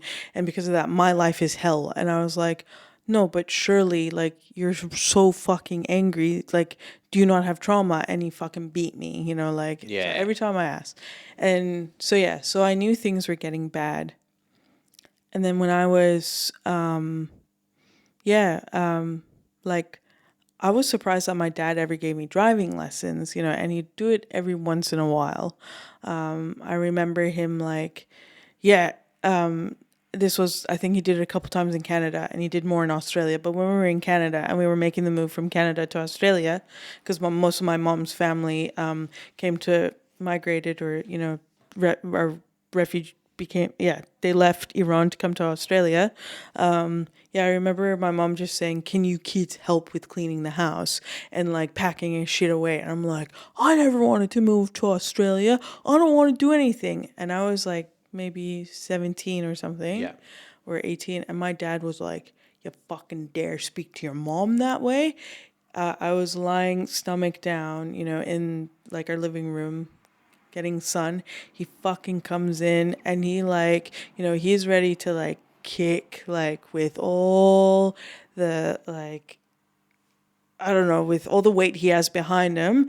Lucky he hits my hip, I get bruised. He ends up, So he like soccer kicked you in the hip. yeah, soccer. So if he had got me in the ribs or in the stomach or whatever, fucking cracked for sure. Yeah. You soccer kick anyone on the ground is not fucking prepared for it. That's gonna their ribs right up. Yeah, so I got lucky, but my dad ended up dislocating or spraining his ankle. Sucked in, eh? But the worst part was, then my mom's like, oh shit, he's the only one that can drive the manual car. Yeah. And he's too buggered, you know, to like drive him, like, you know, we need to take him to hospital. So I had to, straight after that happened, I had to help my dad get into the car. And then when we went to the hospital, my mom was like, what are you going to say to the doctor? I was like, what happened? She's like, no, you have to tell the doctor that dad tripped on the last 2 stairs and that's how he hurt his ankle. So. Fuck. So this is. Yeah. And I knew my dad had mental health problems. My mom doesn't believe in mental health. Even now. They're old school. Yeah. They're old school. Yeah. Like 70 now, yeah? Yeah. I can't imagine there's many 7-year-olds at all on this earth that are like, yeah, they exist. Yeah. Like, I think they're all just like, that's life. Yeah. Sorry. PTSD, everyone's got it. Shut the fuck up and get That's back to work. I can't imagine any of them. I think it would be a curious conversation with a 7-year-old. Like, I've got depression, I accept it. You're like, you got to 70, but dude, you got that far. Woo. That's an achievement. My favorite part is like when people are like, I'm ready to die. And it's like, welcome. Welcome to the world. Fuck, yeah. Old people. If I get old, I'm ready to die. I've got a suicide plan already. I've had this shit since like 20. If I start getting like dementia or any fucking like thing where I'm like, oh, I can't exist anymore, I'm going to pay for a concrete block in like the ocean somewhere and I'm going to skydive with no parachute and just splat into that motherfucker. Love it, yeah. Yeah, biggest piece of art I could create. My whole body. Love And it. then the ocean will wash it away and it'll be like it never happened. I love it. Such a good time. Yeah. Such a good time. But yeah, so obviously I was in survival mode. And on top of that, we had another sexual predator, and who knew when me and my sister would work at the convenience store. So my parents would take Saturdays off, and it would be me and my sister who'd work there. And I'd always protect my sister from the sexual predator. And he'd come in and he'd tell us how well he'd fuck us. I was 15, Jesus. 16, and 17, or just 15 and 16. So, yeah, and he's just like, come to my house. And I was like, no, none of us are coming to your house, like fuck off, like buy your stuff and fuck off. So there was two of them, like two pedophiles in my life. And I'd always tell my sister, go lock yourself in the back, like go to the neighbor's shop, stay there, tell him you're unsafe, and I will come and collect you when, he's gone. And he'd like always try and like get behind the counter and try and like, he's just like, let me teach you how to make out. Let me teach you, how to suck dick, and I'll eat your pussy, like to a 16-year-old. Yeah. And he's just like, and he's just like, this is how you do like, heavy petting and shit. And he'd talk about it. And I'm just like, so every Saturday, and like. Come in, you're like, get out again, like, fuck's sake. Yeah. So it's just like stuff like that, I would assume with like what you've been told about what you couldn't tell people, like it wouldn't have been like, hey, let's call the cops and catch this cunt doing the fucked up shit, because it was like, you've already been told to not tell anyone anything already. Yeah. So that's like not even in your thought processes. Yeah, I was afraid because I was like, oh, this is a customer. Yeah, this is going to lead to more problems. If I was to like get a customer not to come back, how's my dad going to treat me? Like it was always, why don't you do stuff? Like, so my sister became the mouthpiece for my dad, which is really interesting. So that my sister, you were protecting her, but then she was telling you off if you yeah, so like doubling down on the worst. Yeah, so it was always like, she's like, why don't you not annoy him, and then just don't do things he doesn't like, and then he won't hit you. And she'd never experienced getting hit by him. She'd only see the violence secondhand or hear the violence. And so it's like she was his mouthpiece, and so he had manipulated her and groomed her really well. To this day, I don't see him as my dad, but she calls him dad. And me and her had a huge argument. Like, I was like, I don't have to call him my dad because of the way he violated me. He actually has no right being my dad. And she's like, but he's blood, like he tried the best he could. And I was like, cool. Am I telling you can't call him dad? No, I'm not.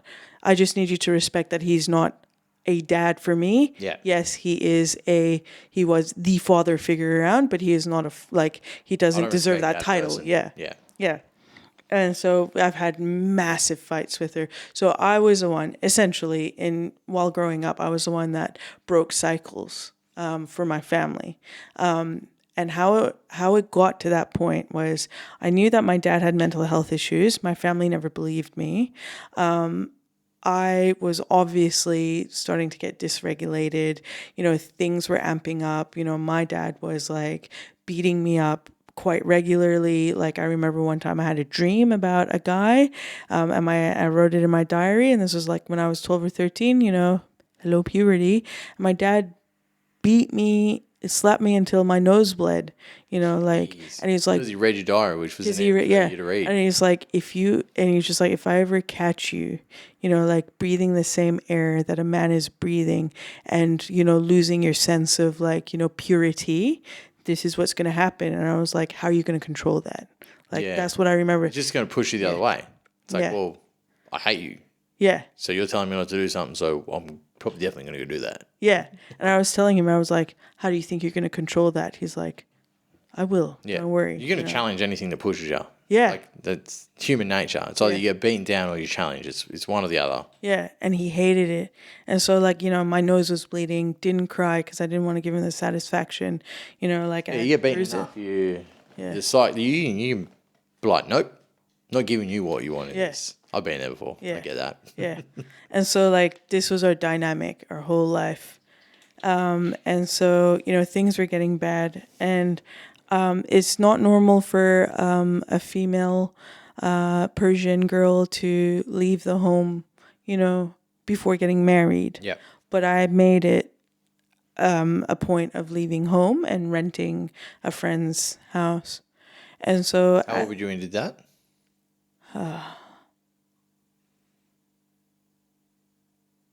23 maybe. 23, yeah. Yeah, 23, 23, 24. I don't remember.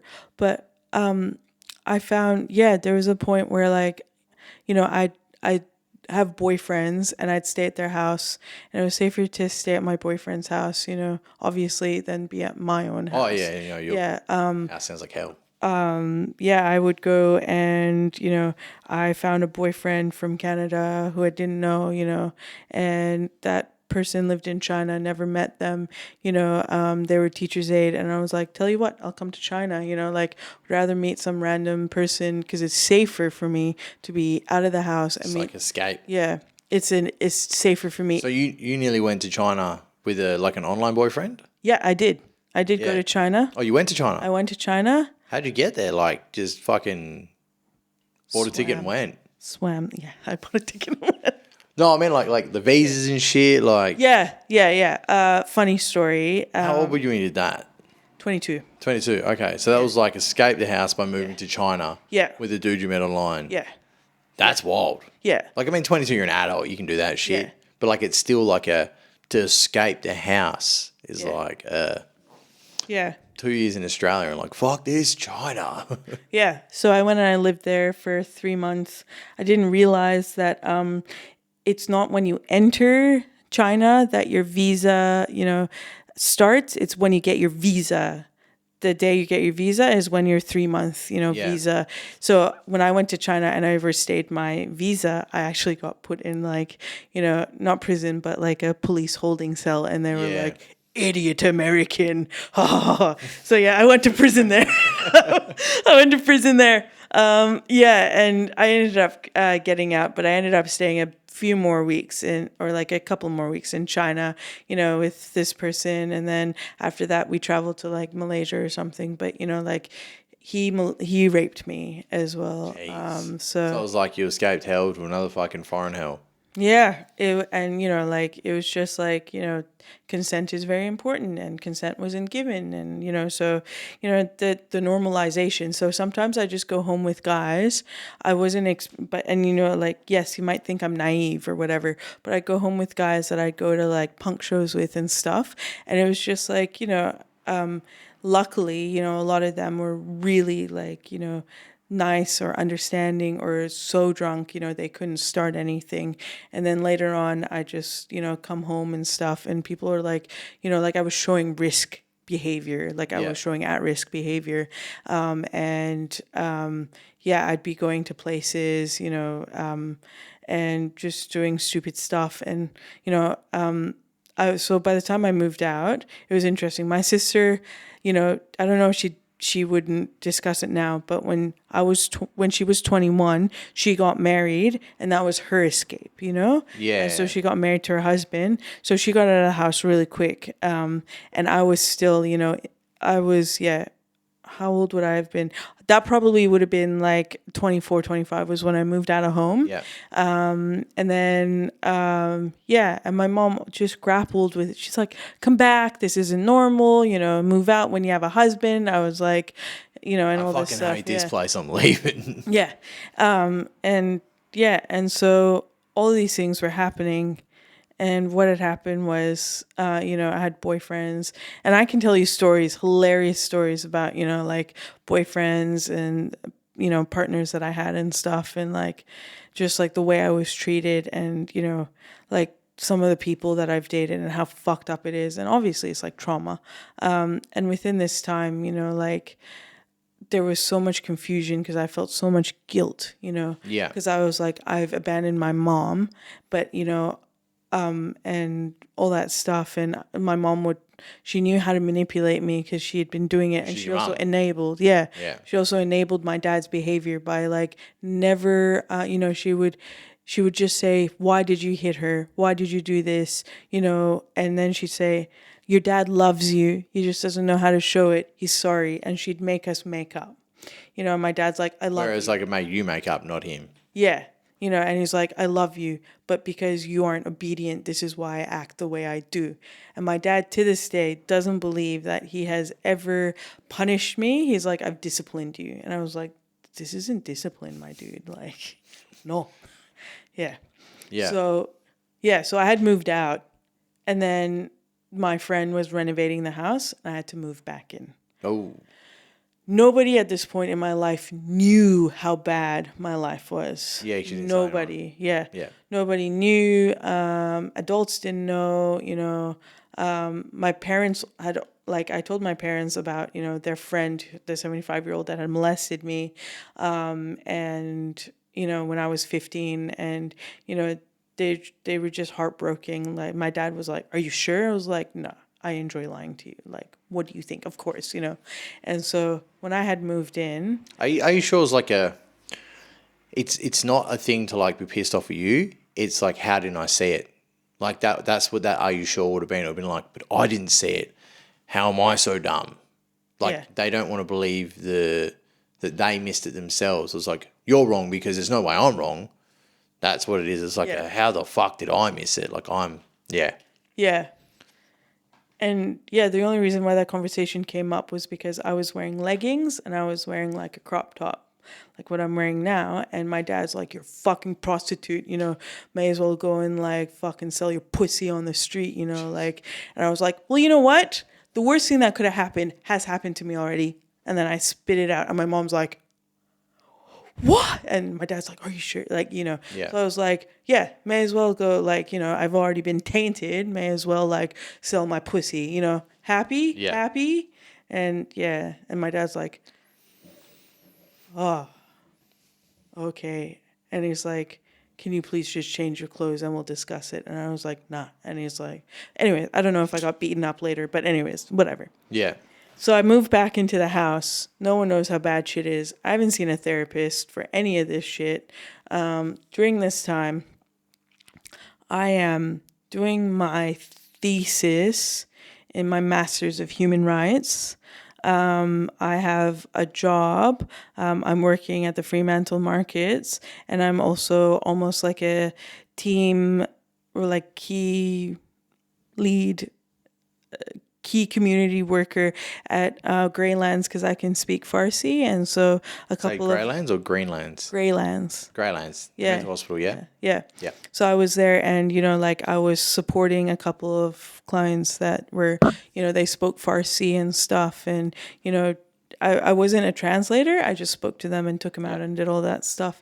So I was doing that, writing my thesis. It's like, from the outside, living a fine life. Yeah, living a full. And I was also, going into the community and doing service with children and youth. And it did save me going into the community and serving. Yeah, helping other people always Yeah. makes you feel good. Yeah. Because and, you're helping people survive yeah. shit.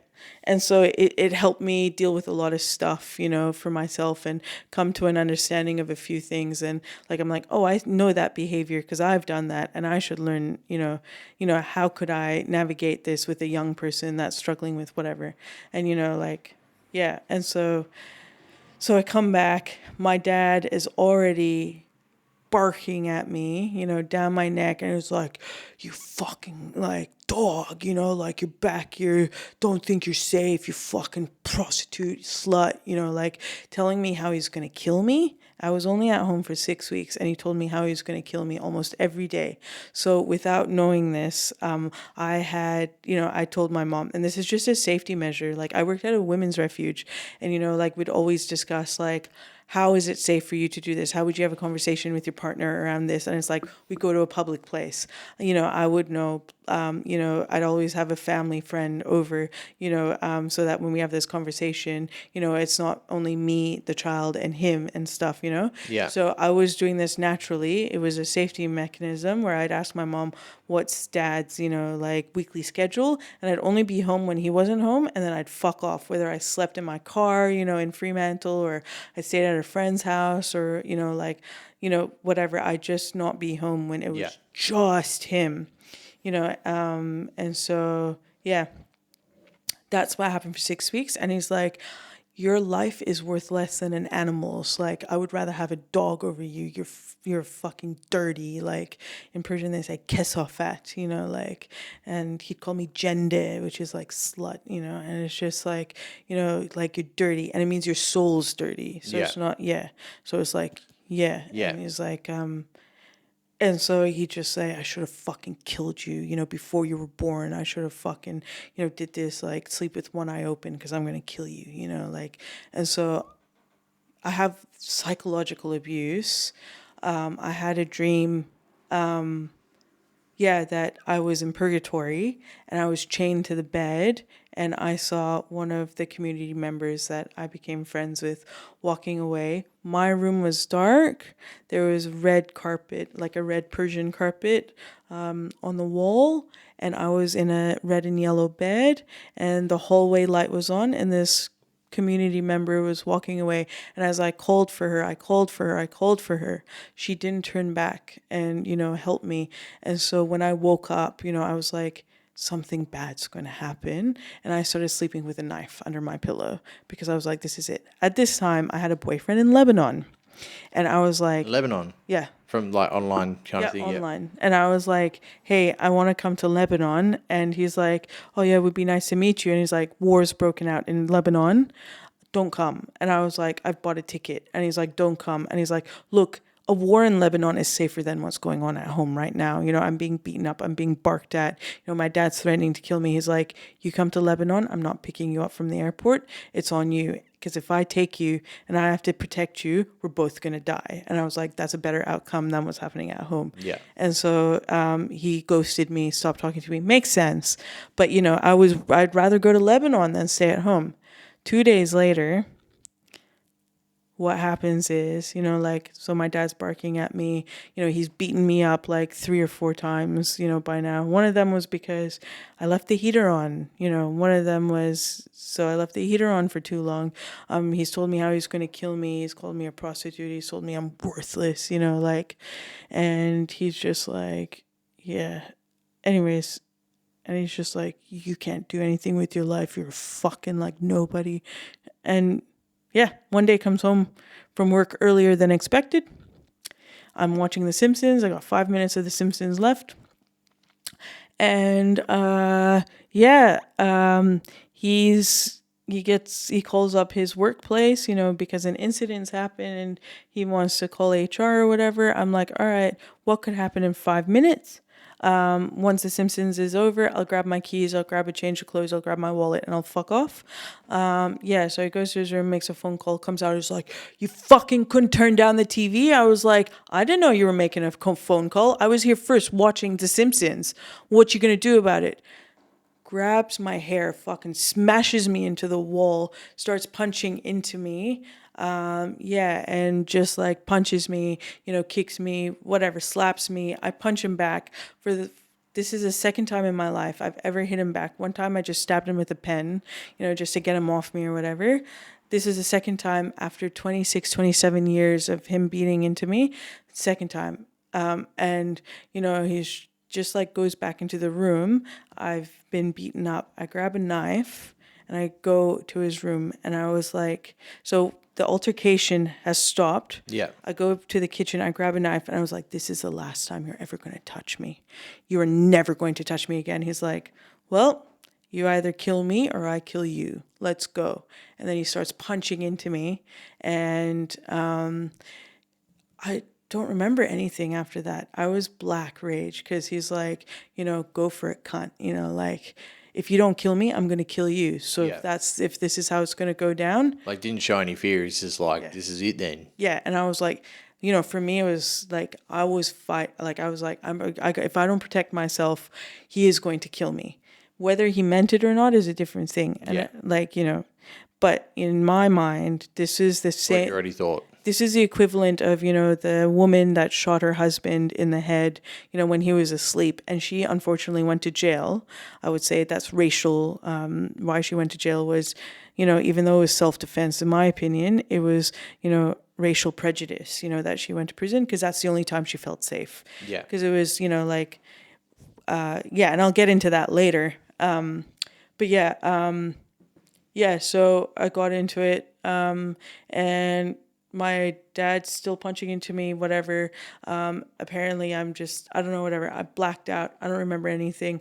But what I remember is coming to, like, awesome, wherever I was, wherever my brain was, I was coming to. My dad's clutched his lung. He's walking backwards. I still have the knife in my hand. I don't know what's happened. And I thought he was going to his room to grab a bat or a knife or whatever and finish the job. I freak the fuck out. And I grab my keys and I grab my phone and I just like put on a jacket. I run outside. I am walking to my sister's house, which is a 10-minute walk up the road. I call the ambulance and I say, hey, I think I've hurt my dad. I don't know what's happening, but I'm too scared to go back in and check because he's going to finish the job. He's going to kill me. He's going to kill me. Yeah. And so, and they're like, what? You know, like, where are you? What's happening? I was like, I don't know. You know, like, I'm walking to my sister's house. My dad lives at this street. I don't know if I've hurt him. You know, there's a bit of blood at the end of the knife or whatever. Like, I have no idea what's going on. I don't know what's happening. I'm just too scared to go back home because he's going to kill me. He's going to kill me. He's going to finish the job. Yeah. And so they sent an ambulance there.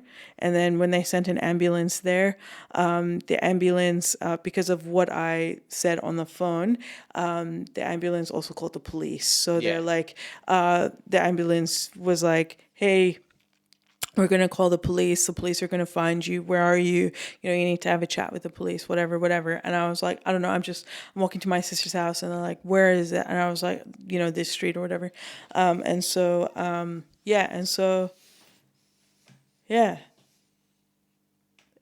dealing with that. Police come find me and the police come out of their car and they're like, you know, like, drop the knife that's in your hand. I was like, do you want it as evidence? You know, and they're like, drop the fucking knife. Yeah. I was like, okay, but do you want it as I'm giving it to you. They're like, drop the knife, bring out the taser. They're like, drop the knife or we're going to tase you. And I was like, okay. And they're like, get on your knees, you know, get on the floor, hands behind your back, you know, do that. And they're like, all right, before we pat you down, we're going to wait. Do you want us to pat you down or do you want a female, you know, police officer to pat you down? And I was like, a female police officer.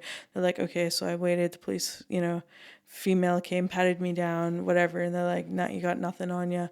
Went in a holding cell. Don't remember anything that happened there. I don't Just like rushed with adrenaline and whatnot. Yeah. I don't know what happened. I don't even know how I got out. I don't know how long I was in there for, but I don't know. I just know that I had bail conditions, and the bail conditions were, you know, I was being charged with aggravated grievous bodily harm. Yeah. Stabbing your dad pretty much. Yeah. Yeah. And so, and at this point, we didn't realize it, but at this point, it was the state of Western Australia taking me to court. Yeah. Yeah, because even if they don't want to press charges, if it's over a certain threshold of damage, they're like, no, we're charging you anyway. Yeah, so it's the police taking me to court. And this is where I had to play the prisoner's dilemma, I guess, like, game, you know, like, where it's like, so you have, you and your friend have done something, right? And it's like, the detectives or the police are like, if you tell us what's happened, we'll give you a shorter sentence or whatever. That is on the fact if your partner also agrees and blabs, you know? Yeah. So it's like the dilemma of like, is your partner going to say shit? Because if you both remain silent, you get off. But if one person talks, they get the benefit of like having a shorter sentence or whatever. They get that. And then it puts you in a bad spot. Yeah. So I was in this dilemma. I was like, do I talk? Is my dad going to talk? If my dad talks and I don't talk, how bad is this going to look? You know, I don't know what I'm going to say. You know, what's going to happen? Especially considering everything you've had up until this point is like, don't ever say shit. Yeah. And then so, you know, the detectives that took me, they're like, why didn't you just leave? I was like, bruh, how fucked up are you in the head? You're a fucking detective.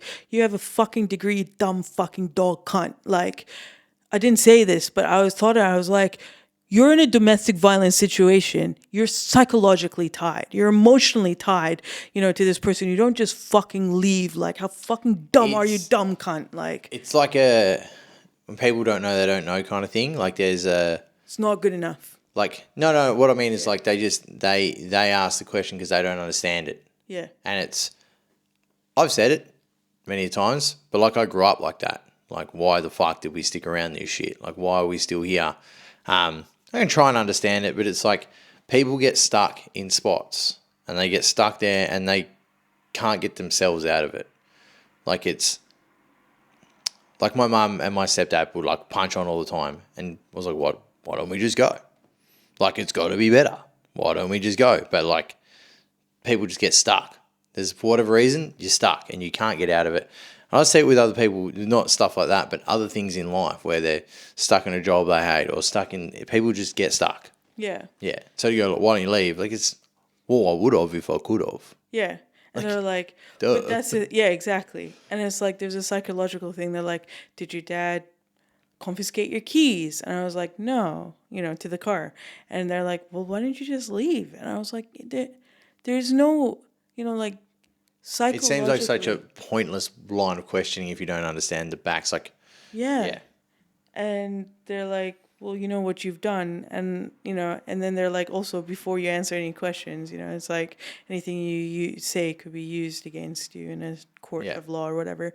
And so... You probably already said anything on the phone to the ambulance anyway. Well, anyway, yeah. So anyways, they called a lawyer and I told the lawyer, I was like, if there's no justice, and this isn't understood with the amount of shit I've gone through, tell you what, I'd rather go to prison, Like, if this is it, I'm ready to accept whatever fate has for me. And the lawyer's like, you don't have to say anything. I was like, I'm not at a point where it's either my dad speaks and I don't speak first, and which I don't know how that's going to look. Like, I had to really think about this. And I was like, on a philosophical standpoint, like we discuss these like philosophical ideas, but if my dad talks and that is the only statement they have and they don't have a statement from me, or they get a I was like, what's better? Like at what point? Like when do I get to tell my story? And that's when it happened.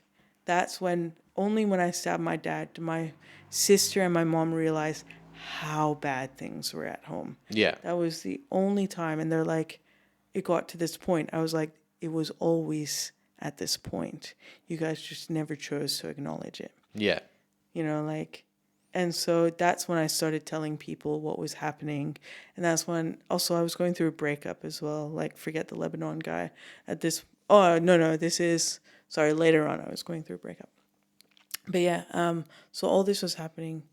I was seen as the perpetrator, and yeah, I spent time in a jail cell, and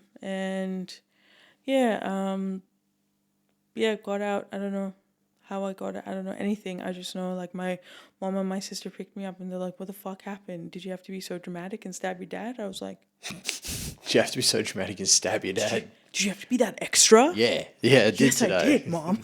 Not a phase. Finally, you get it. Woo! Yes. Yeah. So then I had to play a game with my dad other than this dilemma. So I did tell my story and, the lawyer advised me against it. But I was like I said, if this doesn't prevail, I'm doing my master's of human rights. We don't have human rights. Australia doesn't have rights. Australia has signed on to conventions and declarations, but they don't practice it. And, yes, we do have all these great policies and laws looking at, reducing domestic violence and understanding, how to assist perpetrator behavior, for the perpetrator to manage it and everything. But the truth is we don't really have, we're not really working on the root issue, where it's like there's systemic violence on all levels, of a society in Australia. There's racial prejudice, which is violence. There's like, people don't give a shit, and it's like, if you don't give a shit and you don't understand the nuances and you don't understand how, like, how do we break these cycles? What do we need to teach, our children, males, females, well, how do we work on the first unit, of the society, which is the family unit, whatever that family looks like, because individuals comprise of the first unit, and then those units comprise of, a neighborhood, a community, whatever. And if we're not, I guess, addressing the root issue of the equality of, the sexes and what that looks like and what justice looks like and what injustice looks like in all its subtle forms, and understanding how we address these injustices, then the truth is we, enable, certain behaviors to continue. And we might only look at the really overt behaviors. Like the final result. The final result. And the thing is, I know you know this. I don't know if the listener knows this, but it's like, yes, no idiot walks into a relationship knowing that the man's beating them, and they're like, oh, I'm going to stay. It gets there. It gets there. And beating, physical abuse is the least painful. I'd rather have 1,000,000 broken bones from my dad than what my dad did to me. Yeah. Yeah. That's kind of just like it gets there eventually. Yeah. Like it's a process. Yeah. Like if things don't go right, they keep getting worse and worse and worse. It's like I'm never getting my way, so now I'm going to do this because I think it's going to get my way. But you haven't got your way up to this point for everything you've done. It's not going to change it. Yeah. And that's the thing. It's like, why people don't leave is like there is a psychological, emotional, There's a mental. lot of bullshit that happens before you get to the hitting. Yeah, that's it. And what we see is we just see the physical violence or like, oh, domestic violence. It's like, nah. Yeah, it's just like, wouldn't you just fuck off? It's like, yeah, if I got punched on a first date, for sure. Yes, 100%. Would have definitely left, I've got a brain, like. But it's the bullshit that gets there that it's locked you in. Yeah. And it's like, trying to isolate you, trying to manipulate you, doing the Duluth, I think it's a Duluth wheel or whatever. It's like the wheel of like, it's okay. You got the rosy colored stuff and then you're walking on eggshells, and then could be heaps of gaslighting, heaps of like, I guess like fabricating, your memories of what's going on and then blaming. And it's like, and the thing is people who are perpetrators or narcissists, they know who to target because people who are healthy and have healthy boundaries or understand and have worked on themselves. Can't fucking do nothing to them. Yeah, you can't like, you might be with them, like you might get up into a relationship or a friendship or situationship, but the thing is at one point you'll recognize the behavior, call them out. You're like, fuck this. Yeah, and like you'll bounce or the other person will bounce, because they're like, oh, I can't get any further. And, once that accountability is being asked for and you don't, like it's like, what?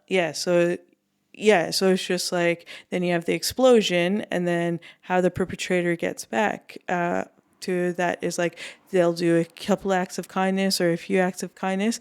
And it could be, they got you flowers, they made your meal. And all of a sudden you're like, oh yeah. And then all of a sudden it's like, yeah, fuck you. Yeah. Then you're back at the, you slowly, without realizing you're slowly back in the yellow eggshell zone. And so it's like, and if you have a poor sense of like boundaries and a poor sense of like, worth and confidence and like, whatever, that's how like people feed off you and prey on you. You get sucked into the trap. Yeah.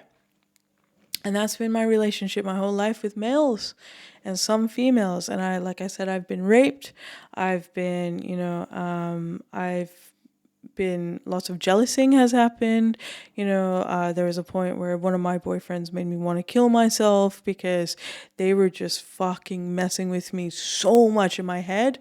I couldn't think straight. It wasn't like they were like, do this. I just couldn't think straight. And it just led me to this erratic, risk-taking behavior. And, they'd say stuff like, they'd ghost me for a few days and they're like, I love you so much. Like it set me up for failure. Thanks, Dad. Thanks. You are the butt of so many of my jokes in comedy. Thank you. Yeah. But that's kind of hopefully the future benefit now. Yeah, 100%. Oh, yeah. And it's like the nuances and it's like, yeah, so many jokes could be made, so many great jokes. But, like in this point, though, I had to play a game because I didn't know the police were taking statements from us. This is, like once my dad was better. And my dad, once he came out of his coma or whatever, once he was better, he did tell everything. He did tell the story to the cops. Yeah. So I was really like, I had played the game right. I had told my story first.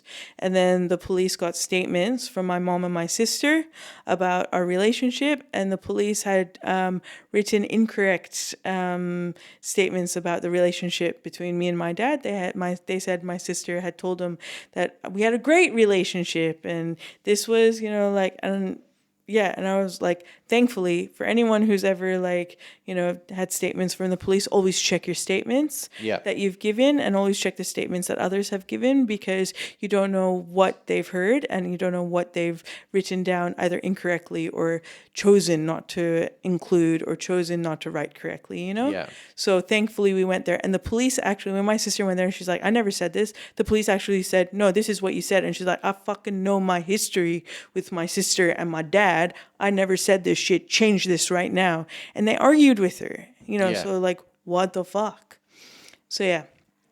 And then for 18 months before the trial, I played nice with my dad because I had to know what he was saying to the police. And so I started playing nice. So when my dad said, hey, let's go and hang out, I would always say, in a public place, I'll hang out with you, I'll give you all my time. And I'd always make an excuse after an hour and be like, yo, Dad, I got to go do university stuff, like I got to bounce and shit. And he's like, all right, just make sure, like, I'll call you later. I love you so much. You're my daughter. Did not realize my dad, I don't know if it's because he's a fucking I don't know where his brain's at, but he didn't realize this was going to criminal court. Yeah. And so for 18 months, almost 6 weeks before the trial, he's like, no, this is going to family court. And my brother-in-law's a lawyer. My sister works for child protection at this, or she doesn't, she knows enough. I'm just like, it is aggravated, grievous bodily harm. Yeah. And I was like, there is like, everyone's just saying it's criminal court. Everyone's saying it's criminal court. He's like, yeah, but it's a family thing. I was like, you dumb motherfucking cunt. Like, how fucking stupid are you? And it was only when 6 weeks before the trial, prosecution were like, hey, we want to try and put your daughter in jail. Was he like, oh, is this a criminal matter? And we're all like, oh, come on. Jeez. Like, he's like, family court shouldn't put you in prison. And we were like, you're like, your daughter's husband, who's a fucking lawyer, has told you more than once that this is a criminal matter. This is going to like magistrate or district, whatever, the middle one, not supreme. And he's just like, huh? Like, I was like, what the fuck, you dumb dog? Like, so, I had to put myself through, playing with, on his good side or whatever, even though my safety was at risk and stuff. Yeah. But I had to play the game. So, there were heaps of times, like doing my human rights degree, I read a lot about deaths in custody, about, during this time. I mean, unfortunately, it still happens today, but, we do have policies against it where, people who have parking tickets, and if they keep collecting parking tickets and getting fines and not being able to pay them, I would say, some of the more vulnerable people in society, are told that they have to have a prison sentence. Yeah. And because of that, people kill themselves in custody, like a lot of indigenous Or friends, going to jail for, something stupid like haven't paid a fine or drawing on walls. You're like, I don't want to go and deal with all these fucking psychos in prison. Yeah. Maybe I'll just kill myself. Like, yeah, it's a genuine option if you think about how scary prison would be to someone that's like, I'm not prepared to fight. yeah. Like, I'm not built for this shit. And you're already like, let's say, you're a person of color, or you're indigenous, or you're black, or whatever. You already have microaggressions all the time. You already have systematic racism, as well as social racism, as well as racism, in your day-to-day life. These microaggressions, coming at you, and so it's just like it makes sense. Like how you would be the target of going to prison because, and the thing is, then places won't hire you because you don't have your license. But it's not that you're a bad driver, you have a DUI or anything. It's because you have parking fines. It's like, fuck that noise. And then you like so many. I nearly lost my license over a parking fine that I got from parking on my lawn. Well. Yeah, because I was like, this is my lawn. I'm not fucking paying this. Ripped it up and threw it away. Then it come back like $200, and I was like, I'm not paying this shit. Fuck you. And the next one come back is like loss of license. You don't pay into it. I was like, what the fuck? I got this for parking on my lawn. Yeah. Man. My own lawn. Yeah. Not safe. Insane. Not safe. Yeah. And so that's the thing. It's like, so here I was 6 weeks out after waiting 18 months, after not knowing if I was going to lose my working with children check, and remember the industry I was working in was, I was working as like a team lead in, at with specific NDIS clients, at Greylands and stuff. I was like, if I lose my working with children check, I lose everything that I've studied. And if I get a criminal record, I can't come back into this industry. So I'm already fucked. I already have to live with everything that's going on. I have to play nice to mom and dad, especially dad. I'm here also trying to break cycles with my sister, who's like, why the fuck did, like, once again, the mouthpiece, of my dad. And then my mom, that's like, why did it have to get this way? It didn't have to be this way. I'm like, no, you guys allowed for the environment to get this bad. You guys enabled this. So this has nothing to do with me. I'm the one that tried to tell you. I'm the one that told you, like, you've seen my dad hit me, and you didn't do anything. Like, you chose him over me. Sorry, my sister. Our whole lives, like, what makes you think that I should ever trust you? You told us never to talk. The one time where I had the chance to tell, like, a doctor what was going on about what happened to my dad's ankle, you told me exactly what I had to say.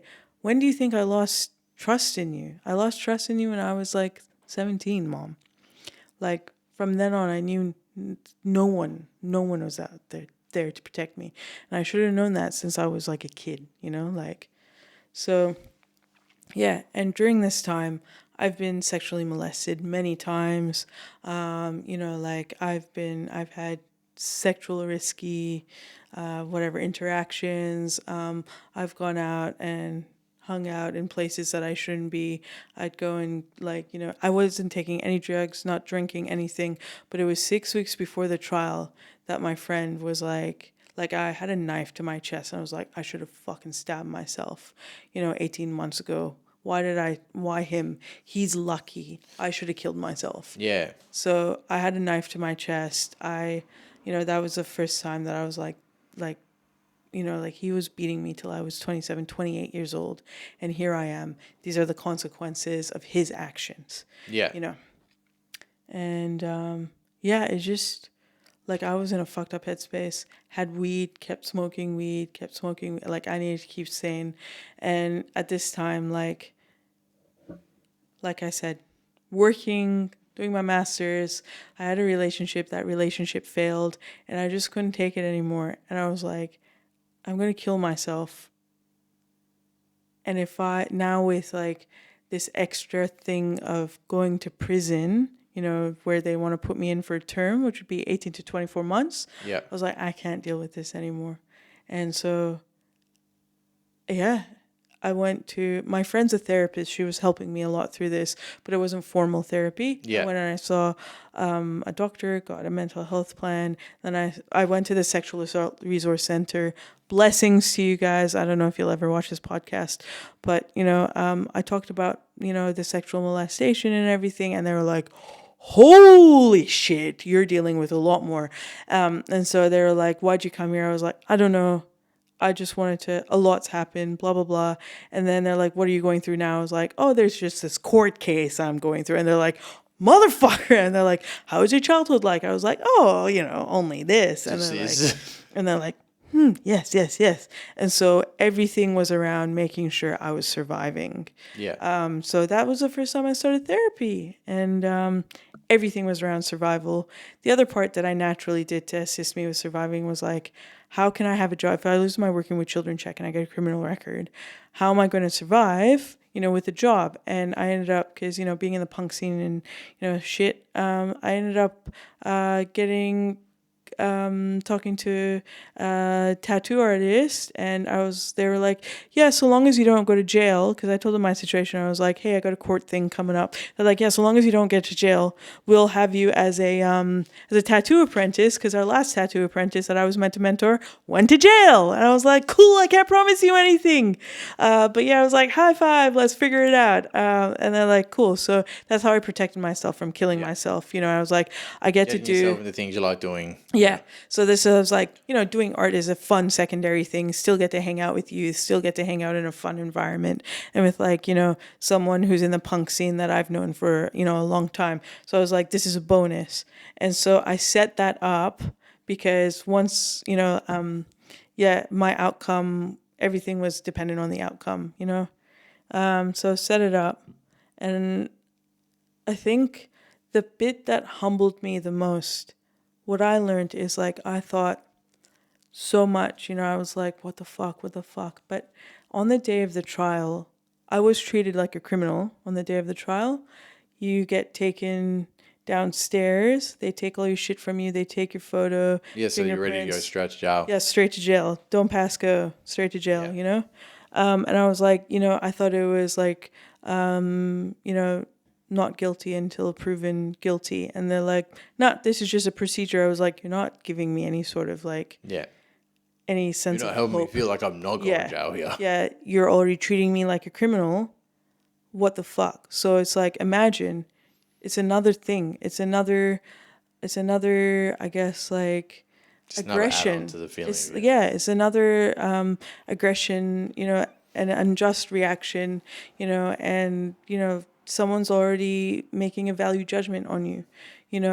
So I go down, 2 guards beside me, they're like, you stay within the yellow lines. So 1 guard to the left, 1 guard to the right take me. And I was like, look, even if I wanted to fight you guys, do you think I'd win? And they laughed, and they're like, yeah, but this is the procedure.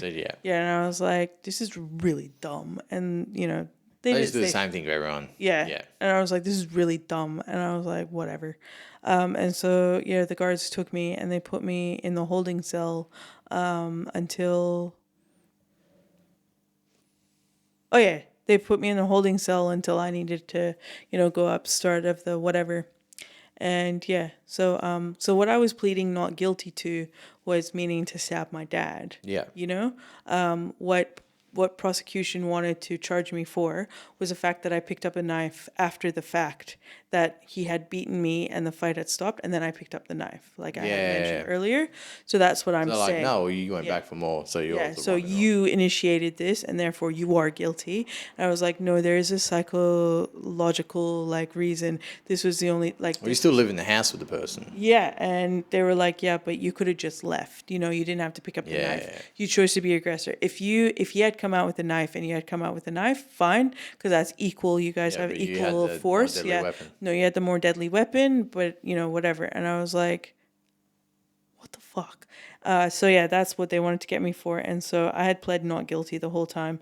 My lawyer, nice guy, he was like, if your story is true, then, I wish you all the best. And I hope that the judge sees, how fucked your situation has been. Yeah. And he's like, yeah, if your story is true. I was like, why would I lie to you? Like, why put that on top of everything?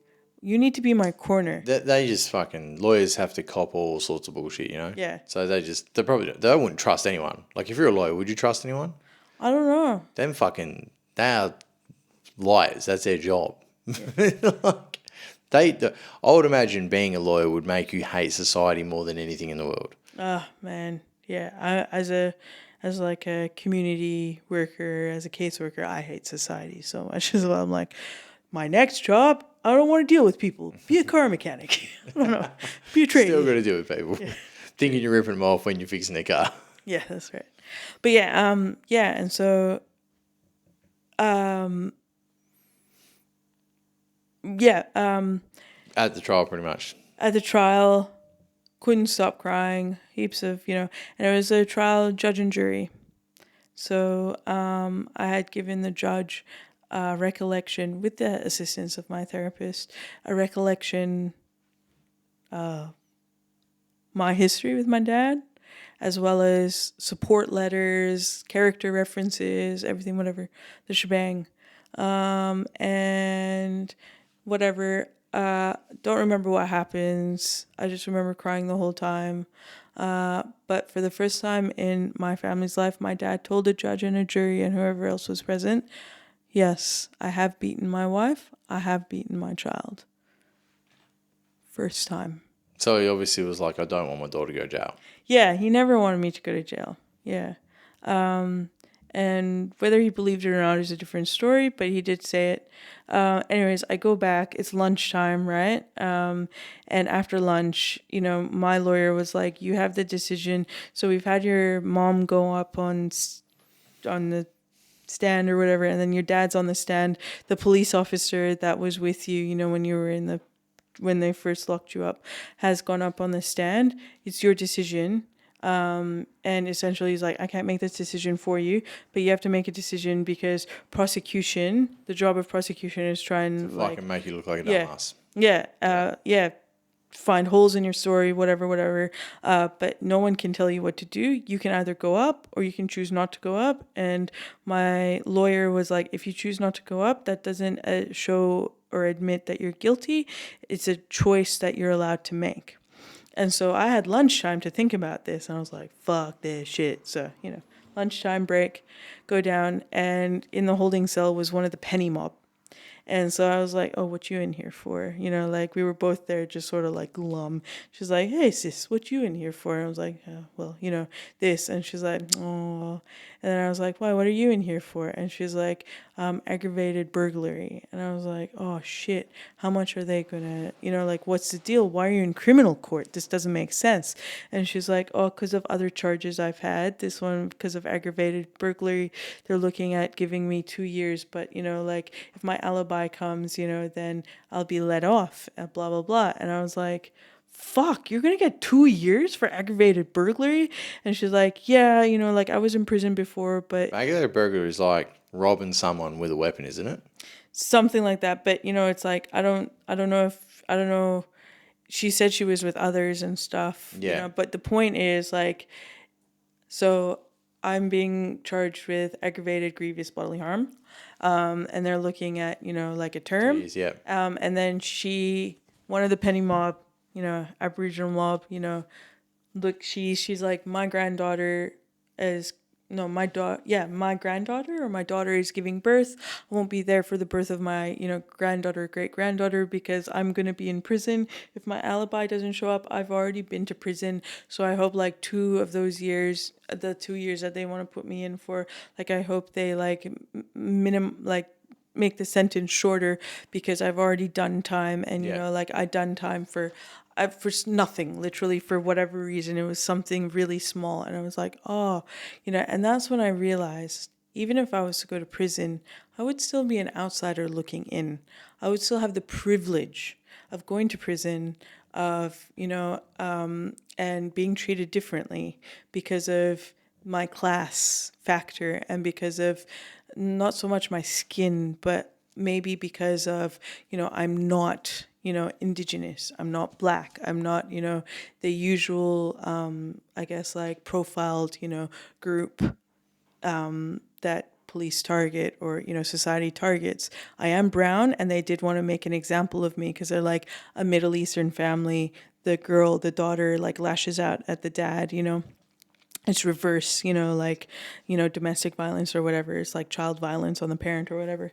And so I was like, when I come out, I'll still have a job, even if it's working at the Fremantle markets, I'll still have a house to stay in. I won't have friends and family turn on me. I'll still have safe places to go. I'll still have friends in society who will be like you, who are seen as like, middle class or whatever. I will still have that status.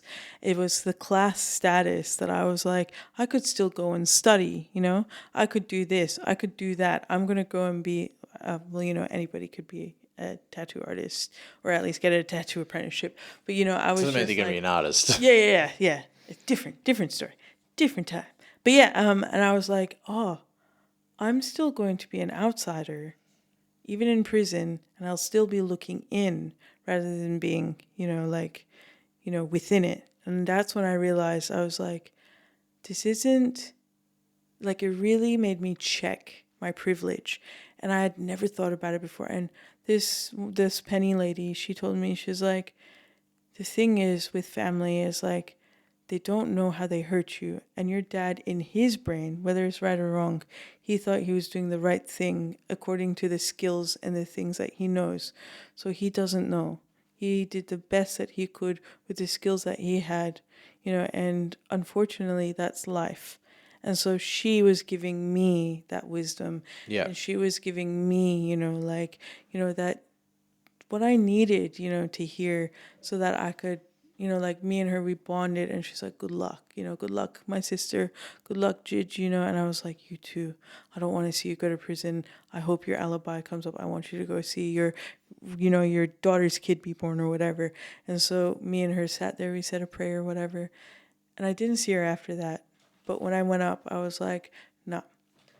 If just like going to prison might not be the worst thing, I might try and hang myself, I might try and whatever, doesn't matter. What's going to happen is, if from what my mom has said, what my dad has said, what the police officer has said, and what I've given to the judge to read, if justice can't be understood, I'm happy to go to prison. Yeah. And so I said, I don't want to go on that stand, fuck it, And so the judge said, like, you don't have to go on the stand. It's your right not to. And that doesn't mean you're guilty automatically. It's your right not to as a person in Australia. And he's like, I've read everything you said. I've heard, what we've heard. Called my dad a monster. And so then he looked at the jury and he's like, this is it. Now we need to come to an agreement. And the thing is, this trial was happening on my birthday. So it was either going to be the best birthday or the worst birthday. Yeah. And that night, I was having a party.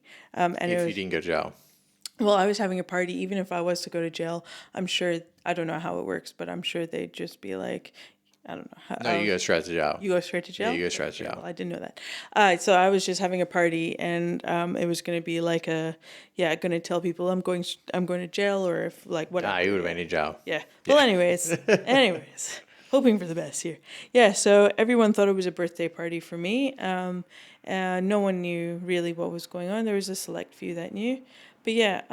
And so the judge was like, all right, we'll come back with our decision once we've made it. And he was like, so this is an accident, telling the jury. It's like, this is self-defense and this is guilty. So we need to come together and decide, So the jury was like excused to go and make a decision. I was in the jail cell for 15 minutes. And when the guards came and they're like, all right, they've made a decision, I was like, quickest decision ever. yeah, and I was like, guess what? I'm out. Like, I know I'm not going to prison. I was like, so when I came back up, they were like, yeah, unanimous self-defense. So I was acquitted of all charges. And then I asked the judge, I was like, hey, so now that you know my history and now you know what my dad said, does my dad have to go to, are there any courses or anything? No. And yeah, and the judge was like, no. Because you're the perpetrator in this instance. And I was like, do I get any support? He's like, no. But if you want to take your dad to court for the things that you've said, you're more than welcome to. And I was like, no, fuck that noise. And I went, I told my friend to come and pick me up. And essentially that was when I started trying not to discuss any, like, I was done with my dad because I was acquitted of all charges. That didn't need to, like, have this facade, like this, Yeah, you're like, whatever. we're not friends, we're not this, Yeah, done. we're not, yeah. And, it was just, like, just so many of these philosophical, like, these theoretical things where it's like, should you say your piece, or should you say anything in court, or should you just keep silent and allow people to come to their own conclusions? Like there was so much thinking I had to do, such big brain thinking, like big dick energy, trying to think about like, should I say anything? Should I not say anything? Should I add to it? If I add to it and I go, and then the lawyer later on said like, I'm fucking happy you didn't go up there because that prosecutor was going to rip you apart. Like I saw some of the questions and I just couldn't tell you. He was gonna fucking like the job is to win. That's their job. Yeah, I was like, dude, you dickhead. So I felt like I won that case by myself with the assistance of a lawyer that's like, if this is true, then I don't see why they should punish you. And I'm like, well, they're trying to. So that's my story. There's a lot that happens as well in between. I never saw that Penny woman again, but she's in my heart and she assisted me with really checking myself. And I think what I learned was I checked myself, and to this day I still try and check myself and try and understand people's stories because it's the perspective, and it's like we don't know what other barriers people are going through. You don't know until you know.